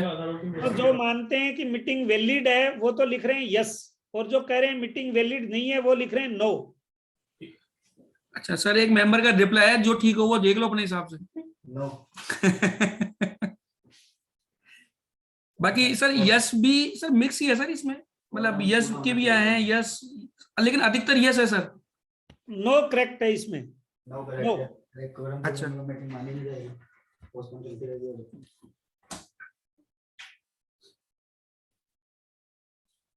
सर आपका म्यूट है सर। नो सही है, क्योंकि एक्ट में लिखा हुआ है नो। अगर यस मीटिंग सर। 24 घंटे के लिए पोस्टपोन्ड हो जाएगी,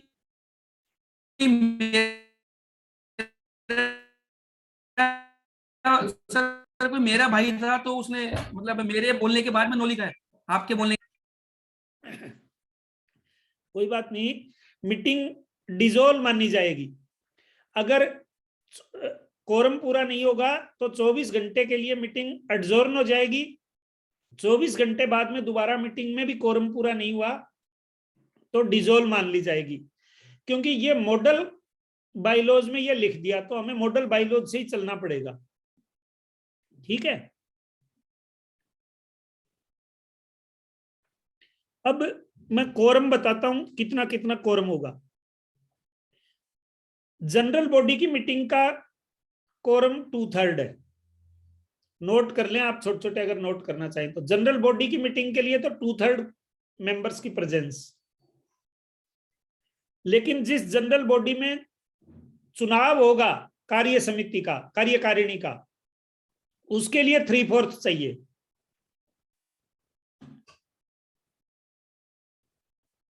ठीक है, और चुनाव की मीटिंग में 3/4 हो गए, और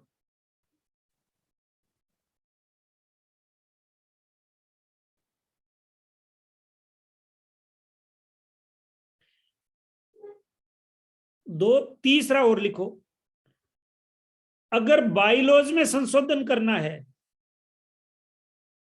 या किसी मेंटेनेंस एजेंसी को अपॉइंट करना है या सिक्योरिटी डिपॉजिट बढ़ानी है,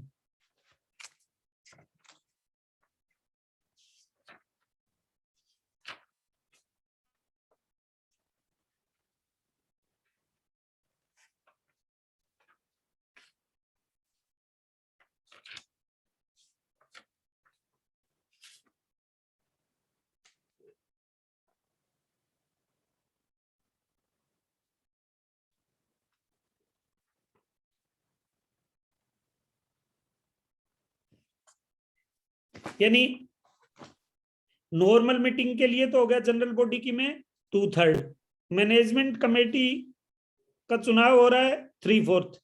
लेकिन अगर ये 3 काम है, कौन कौन से?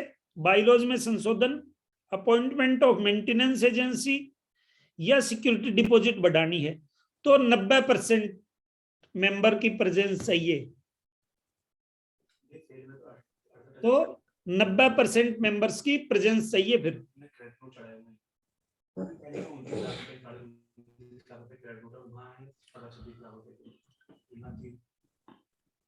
ठीक है,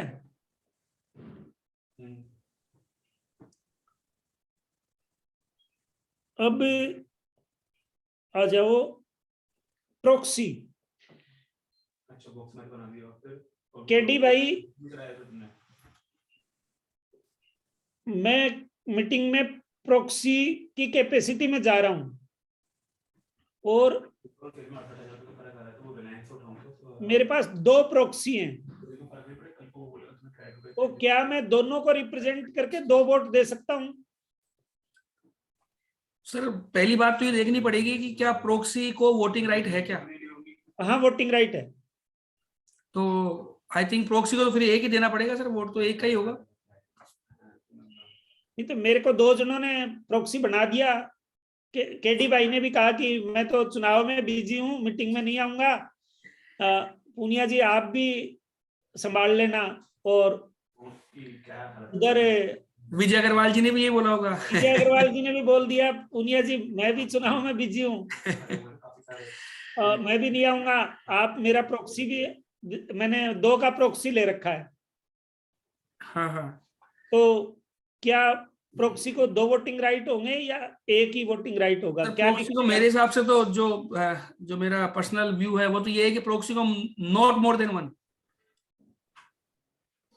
नहीं, और मेंबर्स का व्यू देखना चाह रहा हूं मैं। आप तो जानते हो सब कुछ। अरे सर मेंबर्स क्या मैं जानने के लिए तो सर आज आपके सामने बैठा हूँ सर। नहीं, मेंबर क्या लिख रहे हैं, पार्टिसिपेंट क्या लिख रहे हैं वो देखो। सर ने लिखा है नो ओनली वन, मतलब सिंगल वोटिंग राइट है, केवल प्रॉक्सी को केवल एक वोट दे सकता है। हाँ तो फिर मैं विजय अग्रवाल जी को ये कहूंगा, भैया मेरे को तो केडी ने पहले प्रॉक्सी अपॉइंट कर दिया, आप कोई दूसरा प्रॉक्सी ढूंढो, आपका वोट डलवाना है तो आपको, तो उनको दूसरा प्रॉक्सी ढूंढना पड़ेगा। एक ही, मतलब एक आदमी एक से ज्यादा का प्रॉक्सी नहीं हो सकता। ठीक है, ठीक है सर। सर एक क्वेरी बीच में एक मेंबर की आई है, मैं वो पूछ हाँ। लेता हूँ। वो हाँ। जो वही उसी की क्वेरी है सर, कि जैसे अभी पूछा था, in case of joint development agreement who will be responsible to form the AAO, that is builder और the land owner. Promoter word है, प्रमोटर वर्ड है। वो यही तो कंफ्यूजिंग है कि प्रमोटर में तो दोनों आ गए ना सर, फिर तो बिल्डर प्लस लैंड हाँ ओनर। तो ये फिर सारी चीजें, अभी तो एक्ट आएगा, डिस्प्यूट अपन क्या करेंगे, अपन यही तो काम करेंगे, वही तो स्कोप होगा, है ना। अभी इतनी इस एक्ट की गहराई में नहीं, वो फिर समझ है, ओपिनियन का सवाल आ गया कि अपन क्या ओपिनियन दे। Right sir. और दोनों को जॉइंटली बनाएंगे, कॉम्पिटेंट अथॉरिटी तो दोनों को जॉइंटली बनाएगी, फिर आगे कोर्ट में लिटिगेशन में क्या होगा वो देखो, क्योंकि कॉम्पिटेंट अथॉरिटी को तो मान लो वो तो फर्स्ट अथॉरिटी है, जैसे आईटीओ काम करता है ना, वैसे काम करेगी कॉम्पिटेंट अथॉरिटी, तो कहेगी जितनों को ज्यादा को पकड़ सकते हो उतनों को पकड़ो। Right sir. अब आ जाओ casual vacancy. Casual vacancy, generally casual vacancy होती है कि जो बचे हुए मेंबर्स हैं, कोई कैजुअल वैकेंसी होगी, किसी ने रेजिग्नेशन दे दिया या कोई कैजुअलिटी हो गई, उसकी वजह से कैजुअल वैकेंसी आ गई, तो जो बचे हुए एग्जीक्यूटिव के मेंबर हैं वो बचे हुए टाइम तक के लिए उसको अपॉइंट कर सकते हैं। इसके ऊपर मेरे को टॉप अप करना है, मेरे को इसके ऊपर। ठीक है, और प्लस उसमें अगर कोरम पूरा नहीं होता तो बिना कोरम की मीटिंग में भी किया जा सकता है। यानी कैजुअल वैकेंसी भरने के लिए अगर मीटिंग में कोरम पूरा नहीं हो तो बिना कोरम की मीटिंग में भी लिया गया निर्णय सही माना जाएगा। यह उसका एक्सेप्शन है कोरम वाले का।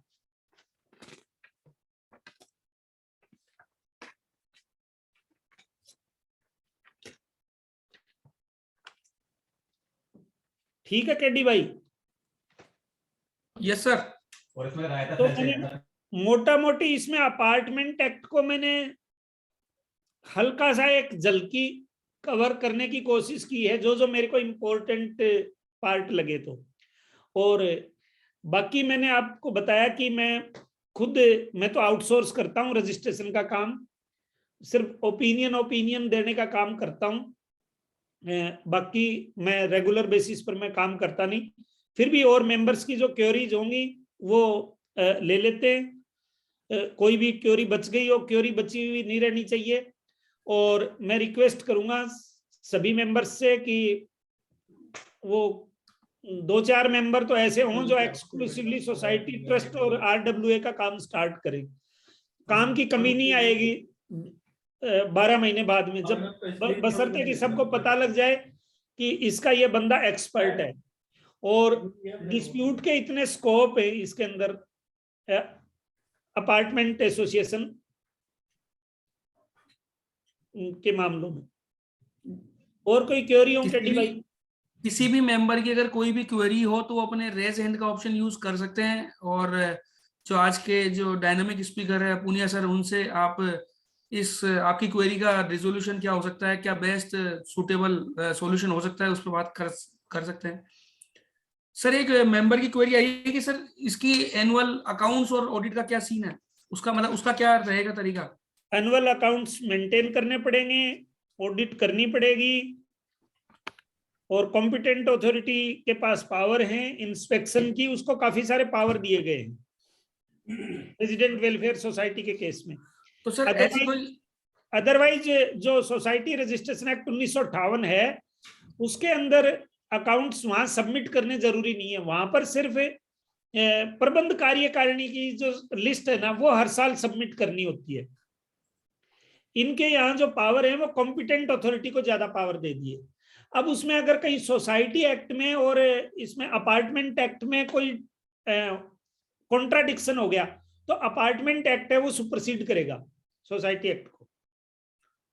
मैं रिक्वेस्ट करूंगा मेंबर से सर, अगर और भी कोई क्वेरी है, हालांकि चैट बॉक्स में आ रही है, अगर पर्सनली पूछना चाहे तो आप पूछ सकते हैं। बाकी मैं 1 बाय 1 तो मैं आप चैट बॉक्स में से ले ही रहा हूँ। सर एक मेंबर की क्वेरी है सर, रूफ पर मोबाइल टावर का रेंट बिल्डर का होगा या सोसाइटी का? सोसाइटी का, कॉमन स्पेस सोसाइटी का। कॉमन, तो इसका मतलब ये होगा कि कॉमन स्पेस से अगर आप किसी भी तरीके का अगर बिल्डिंग को अगर कोई भी रेंट मिल रहा है, सुन भले लो, ही वो आपका कॉमन पार्किंग एरिया को सुनो अगर सुनो, क्या क्या चीजें सोसाइटी की होंगी मैं बता देता हूँ। Yes sir.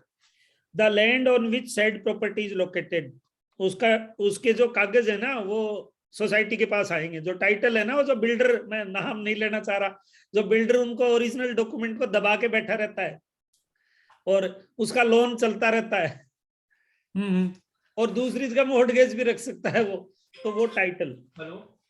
और सुन लो, the foundation, column, girders, beam, ओर्ड्स, main wall, roof, hall, corridor, lobbies, stairways, fire space.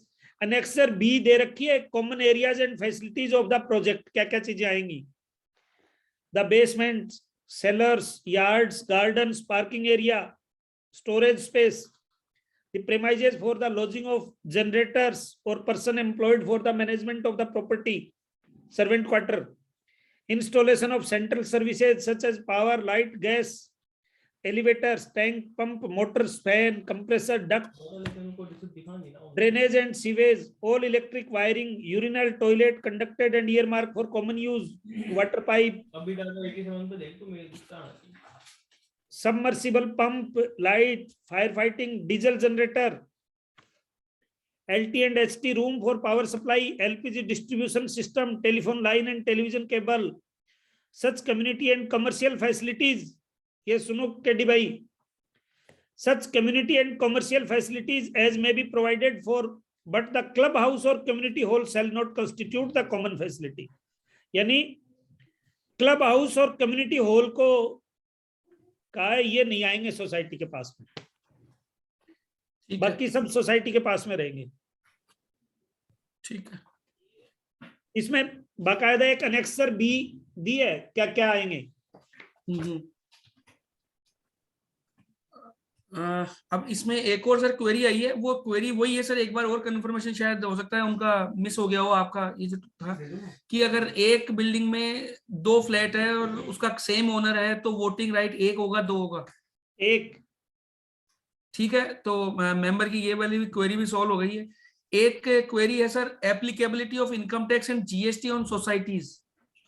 I think मेरे हिसाब से टैक्सेशन पॉइंट ऑफ व्यू का लिए एक अलग से सेपरेट टॉपिक होगा जिसमें इनकम टैक्स और जीएसटी का अलग से डील होगा, क्योंकि कोई बात नहीं, मैं शॉर्ट में बता देता हूं। हाँ, जीएसटी लागू है, ठीक है, unless and until specific exempted नहीं हो, क्योंकि आप दे रहे हो, सब कोई टीसीए के मेंबर हैं वो जीएसटी दे रहे हैं, सब जगह जो मेंबरशिप फीस दे रहे हैं एआईएफटीपी में जीएसटी दे रहे हैं सब, और इंस्टीट्यूट, सीए इंस्टीट्यूट भी सोसाइटी है वो भी जीएसटी ले रही है हमसे। और रही बात इनकम टैक्स एक्ट की, तो जो ये अपार्टमेंट की सोसाइटी है इसकी कोई इनकम नहीं होती है, क्योंकि म्यूचुअल बेनिफिट सोसाइटीज है ये। म्यूचुअल बेनिफिट सोसाइटी का कॉन्सेप्ट ये है कि a person can not earn from himself, कि वो उन्हीं की सोसाइटी है, वो ही कॉमन खर्चा कर रहे हैं, लेकिन इंटरेस्ट इनकम टैक्सेबल है। अगर कोई आप एडवर्टाइजमेंट, होर्डिंग, थर्ड पार्टी से कोई कलेक्शन करते हो मेंबर्स के अलावा, that is taxable mutual benefit society की कैटेगरी में। और बाकी मैं ट्रस्ट सोसाइटी के टैक्स बेनिफिट की कोई चर्चा नहीं करूंगा, ये स्पेसिफिकली क्वेश्चन है और बहुत अच्छा क्वेश्चन पूछा है। अगर शायद इनका मेरी समझ में इसी रेफरेंस में, आरडब्ल्यूए के रेफरेंस में एक क्वेश्चन लगा मेरे को, इसलिए मैंने एड्रेस किया इसको, कि उसका ब्याज है वो टैक्सेबल है। जो क्लब है, जैसे जय क्लब है, जयपुर क्लब है, इनकी जो इंटरेस्ट इनकम आती है जो थर्ड पार्टी से लेते हैं ये, बाकी लोन वगैरह ये सिर्फ अपने मेंबर्स को ही देते हैं। अगर कोई दूसरा भी लेता है तो बुकिंग मेंबर के नाम से ही करनी पड़ती है, तो वो मेंबर से ही मानी जाती है। लेकिन अगर कोई एडवर्टाइजमेंट की या अदर कोई रिसिप्ट आती हैं तो दैट इज टैक्सेबल, खास करके इंटरेस्ट है वो टैक्सेबल। ठीक है, अब मैं रिक्वेस्ट करना चाहूंगा राकेश गुप्ता सर से, उनकी कुछ क्वेरी है तो वो स्पीकर सर से आप पूछ सकते हैं। हाँ, नमस्कार पुनिया जी, भिवाड़ी से बोल रहा हूँ, आर के गुप्ता। नमस्ते गुप्ता हाँ जी। नमस्ते। अच्छा, पहला चीज तो जो आपने ये बताया आरडब्ल्यूए को तो हम फिर जो पैन नंबर लेंगे वो एओपी के ही लेंगे, फिर जो एओपी के टैक्सेशन के एप्लीकेबल होगी वही लगेगा इसमें, तो इंटरेस्ट पे टैक्स लगेगा, पहली चीज तो ये है। हाँ दूसरा, आपने जैसे बताया कि जब डब्ल्यूएओ कंस्टिट्यूट करना ये एक्ट एप्लीकेबल हो गया, तो जो अब बिल्डर खुद अपना उसका मेंटेनेंस प्राइवेट लिमिटेड कंपनी करके नहीं कर सकता, उसको कंपल्सरीली डब्ल्यूएओ कंस्टिट्यूट करा के उसके थ्रू ही मेंटेनेंस कराना पड़ेगा, ऐसा आप बता रहे हैं जैसे। हाँ बिल्कुल, ये लिखा है सर एक्ट में। तो जो अभी ये करा रहे हैं उनको बंद करना पड़ेगा, ये क्या होगा फिर अब? बिल्कुल बंद करना पड़ेगा, कब्जा लेना पड़ेगा। अगर ओनर्स एसोसिएशन में दम नहीं है, वो चुपचाप बैठी है, जब तो कौन जबरदस्ती देगा, और जिसमें दम है वो ले लेगा कब्जा। अच्छा, मान लो 50% फ्लैट अभी बिल्डर के पास ही है, 50% ही सेल हुए हैं, तो फिर वो बिल्डर 2/3 होने चाहिए, 2/3 50% तो अभी कंस्टिट्यूट करने की जरूरत नहीं है। 2/3 होने चाहिए।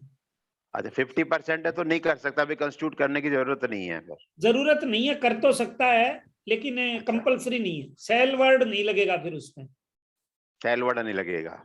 अच्छा, 2/3 हो जाए, जो रिमेनिंग फ्लैट उसके पास है, तो क्या ये भी तो मेंबर बन सकता है? फ्लैट ओनर तो है ना ये भी, ये मेंबर नहीं है बनेगा, बिल्डर? लेकिन वो मेंबर भी बनेगा और मेंटेनेंस सोसाइटी को मेंटेनेंस भी देगा। अगर नहीं देगा तो मेंटेनेंस सोसाइटी को जूते मारकर मेंटेनेंस लेने का हक रहेगा। अच्छा, लेकिन तो उसकी वोटिंग राइट एक ही रहेगा ना, उसको एक ही चिंता रहेगा। मत हाँ, करो। मैं वही पूछ रहा था, वोटिंग राइट एक ही रहेगा। वोटिंग राइट एक ही रहेगा उसके पास में। सर, एक चीज और क्लियर करना चाह रहा था कि ट्रस्ट की जगह अपन सेक्शन 8 कंपनी पे ज्यादा ध्यान दें तो ज्यादा ठीक नहीं है? सर देखिए, नहीं, जो ध्यान तो कंस्टिट्यूट करनी सेक्शन है। 8 की कंपनी को मैं प्रेफर करता हूं, लेकिन अगर कोई आदमी ट्रस्ट बनवाने के मूड में आए तो बना दो उसको, मैं तो ज्यादा इस पे दिमाग नहीं लगाता, जो जैसा बनवाना चाहता है वैसा बना देते हैं, क्योंकि कुछ इमोशनल अटैचमेंट भी होता है आदमी का। जो रियल में चैरिटी करने के मूड में होता है ना, वो कहता है जी ट्रस्ट बनाऊंगा, और जो गवर्नमेंट की ग्रांट के लिए आता है वो सोसाइटी में जाता है, और जो थोड़ा सा हाई फाई है ना, अंग्रेजी बोलने वाला, वो सेक्शन 8 की कंपनी बनवाना चाहता है। तो हम तो उसकी चाल डाल देख के डिसाइड करते हैं उसको कौन सा फॉर्मेट में ले जाना है। नहीं तो सेक्शन 8 कंपनी को भी ग्रांट्स तो सेक्शन 8 कंपनी को भी मिलती है। वो ठीक है, मैंने क्या कहा, हाँ जी, वो हाँ इतनी जी, हाँ जी। डेमोक्रेटिक नहीं होती सर, सोसाइटी अच्छा डेमोक्रेटिक होती है। अच्छा अच्छा अच्छा अच्छा। क्योंकि उसमें 2 डायरेक्टर बना के और परमानेंटली आप उन्हीं को ही रख सकते हो। ये इसमें 7 मेंबर होते हैं तो डेमोक्रेटिक ज्यादा है ये। और सब जगह क्या है कि जो एक्ट में, लॉ में बहुत सारी जगह सोसाइटी लिखा हुआ पड़ा है, तो झगड़ा होता है। तो मैंने बताया ना, हम तो उसकी बॉडी लैंग्वेज देख के तय करते हैं इसको क्या बनवाना है। तो सेक्शन 8 कंपनी को अपने को देवस्थान विभाग में रजिस्टर्ड कराना जरूरी है क्या नहीं सर? नहीं नहीं नहीं नहीं, सिर्फ नहीं है। आरओसी नहीं, पर ये तो गवर्निंग लॉ है बेसिकली। हाँ, उसका governing law governing law. Company act हो गया, हाँ इसका जी, हाँ जी, गवर्निंग हाँ, लॉ ठीक है, सोसाइटी एक्ट हो गया, उसका गवर्निंग लॉ ट्रस्ट एक्ट हो गया। जस्ट हो गया। पर सर, गवर्नमेंट की ऐसी मंशा रहती है ना कई बार, जैसे कभी एक्विजिशन करना हो तो ट्रस्ट की प्रॉपर्टी को जल्दी एक्वायर कर लेती है, सेक्शन 8 की को भी कर लेगी क्या, ऐसा है क्या? सर हाल फिलहाल तो नहीं लग रहा, लेकिन अगर करेगी ना तो ट्रस्ट और सेक्शन 8 सारे एक साथ ही आएंगे लपेटे में। वो तो अच्छा, क्या होगा कि मिसमैनेजमेंट की बात आएगी तो करती है, अदरवाइज तो। और अगर गवर्नमेंट कोई पॉलिसी डिसीजन लेगी तो वो ये लेगी कि सारे एजुकेशनल इंस्टीट्यूशन को करना है या सारे हॉस्पिटल्स को करना है, और ये नहीं लेगी कि सेक्शन 8 वाली को छोड़ देगी और ट्रस्ट वाली को ले लेगी। ऐसा नहीं होगा। अगर कभी होगा तो कभी रात को 8 बजे कोई मन में आ जाएगी कि ये करेंगे, तो फिर वो होगा तो कोई ये बहनों भाइयों कल से बंद हो रहे है ना, तो फिर ये कहेंगे तो उसमें ठीक कोई है, है ना। थैंक यू तो सर। अंग्रेजी बोलने वाला आदमी आता है ना, उसको हम सेक्शन 8 की कंपनी बनवा देते हैं। सर, हम तो गांव वाले को भी बनवाएंगे सेक्शन 8, तो गांव तक भी तो पहुंचानी है अंग्रेजी। हाँ हाँ, thank you sir, thank you, बहुत अच्छा लगा आपसे बात करके, बहुत बढ़िया, thank you sir. Thank you sir. मैं नेक्स्ट क्वेरी के लिए रिक्वेस्ट करूंगा इमरान खान जी को। Sir good evening sir. Sir मेरा एक सवाल था कि अपार्टमेंट ओनरशिप एक्ट रेजिडेंशियल और कमर्शियल प्रोजेक्ट पे एप्लीकेबल है, पर मॉडल बाय लॉ जो बने हुए हैं उनमें हर जगह रेजिडेंट वर्ड यूज किया है। फिर जो कमर्शियल प्रोजेक्ट है उनके लिए अपन बायलॉज को कैसे करें, जबकि इसकी कॉम्पिटेंट अथॉरिटी भी नहीं है, फिर उसको चेंज भी नहीं कर सकते अपन। नहीं तो रेजिडेंट को डिफाइन कर रखा होगा मेरा भाई, मेरे सामने ही है रेजिडेंट। वर्ड कहाँ है मैं देखता हूँ अभी। रेजिडेंट को डिफाइन कर रखा है। Resident means person occupying, residing, staying in any apartment in the project in the capacity of owner, lessee, licensee, tenant or in any other capacity। आपको रेजिडेंट शब्द का डिक्शनरी में मीनिंग तो बाद में देखना होता है जब एक्ट में नहीं दे रखा हो। उस मॉडल बायलॉज में रेजिडेंट की डेफिनेशन दे रखी है, चिंता मत करो। अच्छा सर एक छोटा सा सवाल और था। मैंने एक सोसाइटी रजिस्ट्रेशन कराई थी उसका अपार्टमेंट ओनरशिप के अकॉर्डिंग, तो उन्होंने मेरे को एक क्यूरी रेज करी थी कि आप इसमें वेलफेयर वर्ड यूज नहीं कर सकते। According to apartment ownership act आप सोसाइटी के नेम में वेलफेयर वर्ड यूज नहीं कर सकते। सर मैं तो इतना तो ध्यान नहीं वेलफेयर वर्ड यूज। फिर उन्होंने सर मेरे को सोसाइटी का नेम चेंज करवाया according to apartment ownership act, मतलब सोसाइटी के नेम में आपको पूरा अपार्टमेंट ओनरशिप एसोसिएशन ऐसे वर्ड यूज करना होगा, आपको वेलफेयर वर्ड यूज नहीं कर सकते। ऐसा क्यूरी उन्होंने मेरे को रेज किया था उन्होंने। इस बारे में तो मैं कुछ देख के ही बता सकता हूँ यार, मैं कोई इसमें जी सर आपको कोई ओपिनियन अभी देने की स्थिति में मैं हूँ नहीं। Okay sir okay sir. और आई थिंक ये जो ऐसा वाला जो इशू है हो सकता है पर्सन टू पर्सन भी वेरी करे कि उनका क्या मानना है, किसी दूसरे डिपार्टमेंट का क्या मानना है, पर्सन टू पर्सन भी वेरी कर सकता है। भाई मैं स्टार्टिंग में मैंने ओपनिंग रिमार्क में यही कहा था कि अभी जो ज्यादातर इन डिपार्टमेंटों में काम कर रहे हैं ना, वो नॉन क्वालिफाइड लोग काम कर रहे हैं। क्वालिफाइड आदमी जाएगा ना तो वो उनसे पूछेगा कि सर ये किस बेसिस पर कह रहे हो आप। ठीक है हम नहीं करेंगे कोई बात नहीं, लेकिन उसका बेसिस क्या है। एक क्वालिफाइड और नॉन क्वालिफाइड आदमी में ये अंतर होता है। ठीक है कई बार हम चेंज कर लें वो अलग बात है, अदरवाइज उनसे भी तो पूछेंगे कि बेसिस क्या है आपका, कोई चीज चेंज करने के लिए कह रहे हो। जैसे मैं राजस्थान राज्य वाली बात कह रहा हूं कि कोई करना नहीं चाहता, लेकिन अगर कोई अड़ेगा तो होगा ये उस दिन। आज मैंने कम से कम 10-15 लोगों को बोल दिया भाई रिट में जाओ, कोई जाना ही नहीं चाहता। तो वो तो एक प्रोफेशनल लोग डील करेंगे ना, तो अलग से ही एक लॉ अलग तरीके से डेवलप होता है। अभी प्रोफेशनल लोग डील ही नहीं कर रहे, इसलिए जो आप कह रहे हो ना person to person arbitrariness component बहुत ज्यादा है।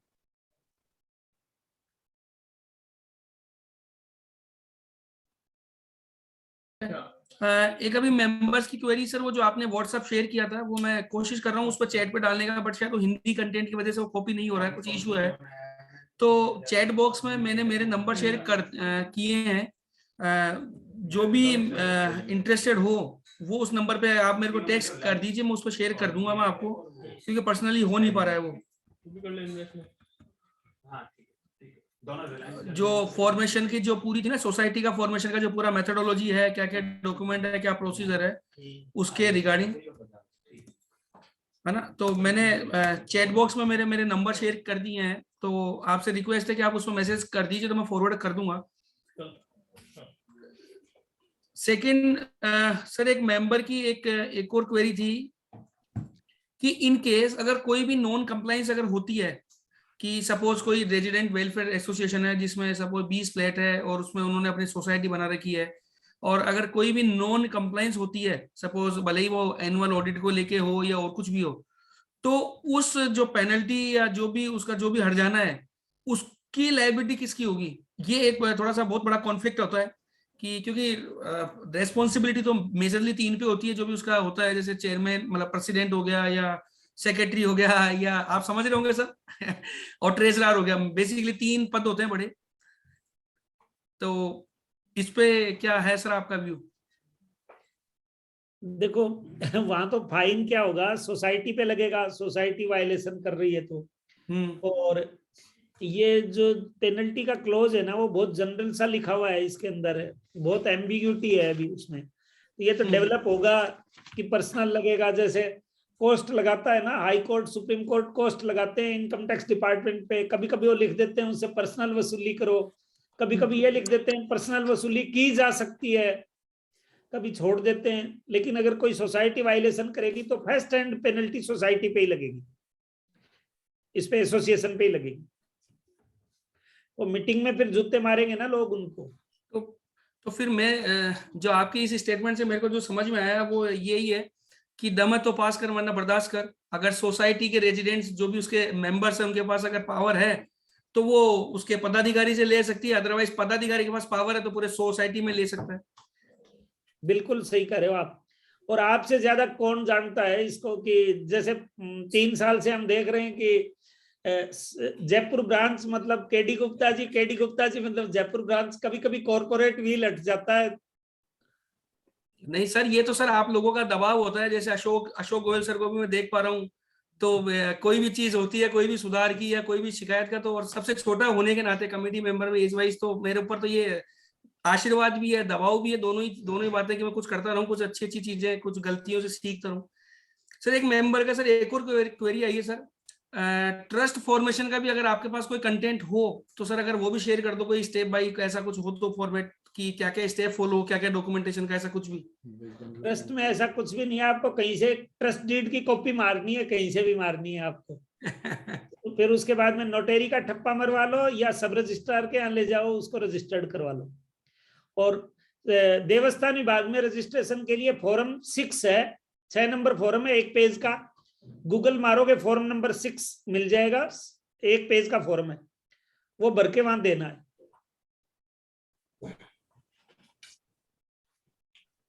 और किसी मेंबर की अगर कोई क्वेरी हो तो प्लीज आपसे रिक्वेस्ट है, पहले मैं किसी की क्वेरी लेने से पहले एक छोटा सा आप सभी से रिक्वेस्ट कर लूं, जिस भी मेंबर ने अभी तक चैट बॉक्स में अपने नाम और मेंबरशिप नंबर मेंशन नहीं किए हैं सीपीआरस के लिए, प्लीज आपसे रिक्वेस्ट है कि चैट बॉक्स में आप वो मेंशन कर दिए। जिसने ऑलरेडी सबमिट कर दिए हैं वो मेरा इस मैसेज को इग्नोर करें, क्योंकि सीपी पोर्टल पे अगर आपकी अटेंडेंस के लिए अगर वो है तो आपके नाम और वो चीजें जरूरी है। तो आप सबसे से रिक्वेस्ट है कि जिन्होंने अभी तक नहीं किया है सिर्फ वो ही इसमें मेंशन करें, ठीक है। और अब अगर किसी मेंबर की अगर कोई क्वेरी है, सर अशोक गोयल सर आपसे चाहेंगे सर कि आपका व्यू सर इस पूरे टॉपिक पे, क्योंकि मैं देख पा रहा हूँ कि ये एक सेशन ऐसा रहा कि जो जनरली सेशन क्या होते हैं कि सपोज 100 लोग अटेंड करते हैं तो अटेंड करते करते वो 40 50 60 तक हो जाते हैं, बट स्टार्टिंग में ये 60 पे थे और अभी 160 पे खड़े हैं। तो टॉपिक कुछ ऐसा था और स्पीकर तो थे ही थे, और ये सब चीजें देखते हुए लग रही है कि ये टॉपिक बड़ा अच्छा रहा।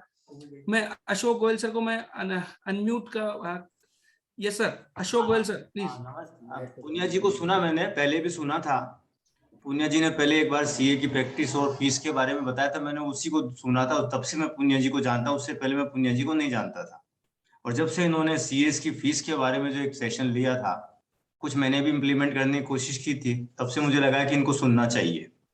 मैं आज जो उम्मीद थी ट्रस्ट और सोसाइटीज का जो काफी लंबा चैप्टर है, जो मैं भी कई बार ब्रांच में 2-3 बार मुझे भी मौका मिला, लेकिन वो टैक्सेशन और वो काफी कुछ है। इन्होंने आज जो नया लिया वो राजस्थान वेलफेयर एसोसिएशन वाला लिया है, और डेफिनेटली इसमें बहुत स्कोप है, बिकॉज इतने अपार्टमेंट बन रहे हैं। अब तो सारा जो बन रहा है वो अपार्टमेंट्स ही बन रहे हैं।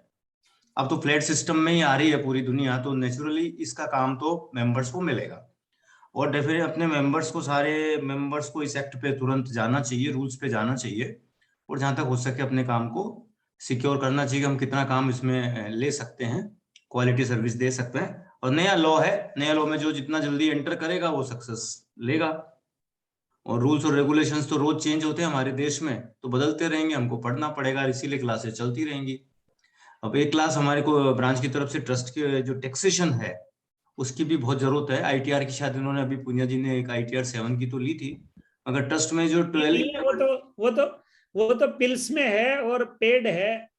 एक में हाँ सर, एक रिक्वेस्ट में और कर लूं क्या अशोक जी, बीच में आपको काटते हुए?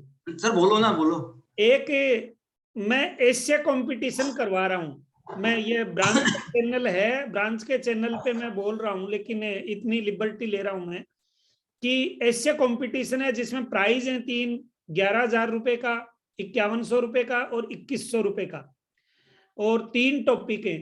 तो आपके कोई आर्टिकल्स स्टूडेंट्स जो ऐसे लिख सकते हैं वो लिखें, क्योंकि अपनी ड्राफ्टिंग स्किल काफी वीक रहती हैं, तो उसको डेवलप करने के हिसाब से ऐसे कंपटीशन कंडक्ट किया है।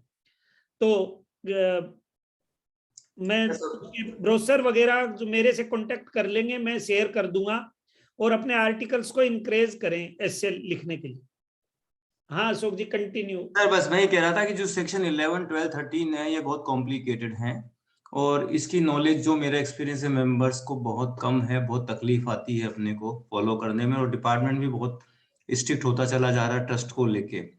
तो इसके लिए अवेयरनेस और बहुत क्रिएट करने की जरूरत है। अगला साल आए उससे पहले क्योंकि रिटर्न भरना, ITR 7 भरने में काफी लोगों को तकलीफ होती है, और प्रोविजन भी ऐसे हैं कि जरा सी गलती हो गई तो आजकल ये ट्रस्ट का रजिस्ट्रेशन कैंसिल करने की पावर्स भी हो गई है। तो ब्रांच से जो आज KD गुप्ता जी बैठे हैं, ये भी अभी आपने कहा ये यही ब्रांच है और यही KD गुप्ता जी हैं, अगली भी उम्मीद करता हूँ कि ये ब्रांच में संभालेंगे। तो इसको इस टॉपिक के लिए अच्छा जो भी कैंडिडेट हो, आपको जो भी अपना स्पीकर हो उसको लेके, और जल्दी ही इसका चैप्टर आप कोई टॉपिक पे सेशन करवाएं सर।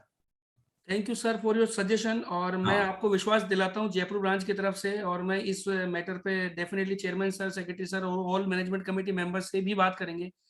और आई सपोज कि first week of February trust taxation of trust specifically इस पे एक सेशन जयपुर ब्रांच से करने की कोशिश करेगा, क्योंकि अभी तक ITR में थोड़ा सा टाइम है। वो सब चीजें जितना जल्दी प्रॉब्लम सॉल्यूशन है एकदम ठीक रहेगा, ये करना चाहिए हमको। Yes sir. फरवरी फर्स्ट वीक में सर हमारी पूरी प्लानिंग रहेगी सर इसको करवाने का sir. Thank you Kuldeep ji. और भी किसी मेंबर का अगर कोई सजेशन हो तो आप सभी से रिक्वेस्ट है। अंटिल देखो बहुत ही छोटी सी है सर, क्योंकि हम कमेटी में 7 लोग हैं, 6 एक्स ऑफिशियो मेंबर है। हो सकता है हम दूसरे कामों में या खुद की प्रैक्टिस या सभी चीजों में हो सकता है हम इतना स्कोप नहीं कर पाए, इतनी बातचीत नहीं हो पाई, क्योंकि फिजिकली किसी से मीटिंग नहीं हो पा रही है, मुलाकात नहीं हो पा रही है। आपको अगर प्रोफेशनली अगर किसी भी पॉइंट पे अगर ऐसा लगता है कि किसी पर्टिकुलर टॉपिक पे या किसी पर्टिकुलर सेगमेंट ऑफ प्रैक्टिस पे अगर आपको लग रहा है कि इस पे किसी के एक्सपर्ट का व्यू होना चाहिए, कोई सेशन होना चाहिए, कोई डिस्कशन होना चाहिए, आप सभी से हम्बल रिक्वेस्ट है कि आप जयपुर ब्रांच को या किसी भी कमेटी मेंबर को आप उसके बारे में बताइए। आपके कोई से भी इस तरीके के सुझाव डेफिनेटली जो ब्रांच मैनेजमेंट कमेटी उस पर एक्शन लेगी, डेफिनेटली लेगी, और मेंबर्स के लिए हमेशा कुछ ना कुछ बेटरमेंट के लिए करती रहेगी। और रही बात ट्रस्ट की, तो ट्रस्ट की सर आपके पास विद इन 3 डेज आपके पास किसी न किसी के पास इंटीमेशन आ जाएगा। मैं जैसे ही ये 5 बजे सेशन खत्म होगा, जैसे इसके बाद में मैं डेफिनेटली चेयरमैन सर से, सेक्रेटरी सर से इस बारे में बात भी करूंगा कि एज सुन एज पॉसिबल इस चीज को अपन वो करवाने की कोशिश करेंगे। इसके अलावा सर और भी कोई, मैं एक बार क्वेरीज देख लेता हूँ मैं एक बार की। हाँ, ये इमरान जी ने शायद ये चैट बॉक्स में शेयर भी की है, जो चेकलिस्ट फॉर सोसाइटी रजिस्ट्रेशन, जिस भी मेंबर को अगर करना है वो यहाँ से भी डाउनलोड कर सकते हैं। अदरवाइज मतलब मैं ये आपके चैट बॉक्स में, अच्छा ये तो मुझे शेयर की है, मैं इसको आपको शेयर कर देता हूँ। मैं इन्होंने मुझे पर्सनली सेव की है, मैं आप सभी को शेयर कर देता हूँ मैं।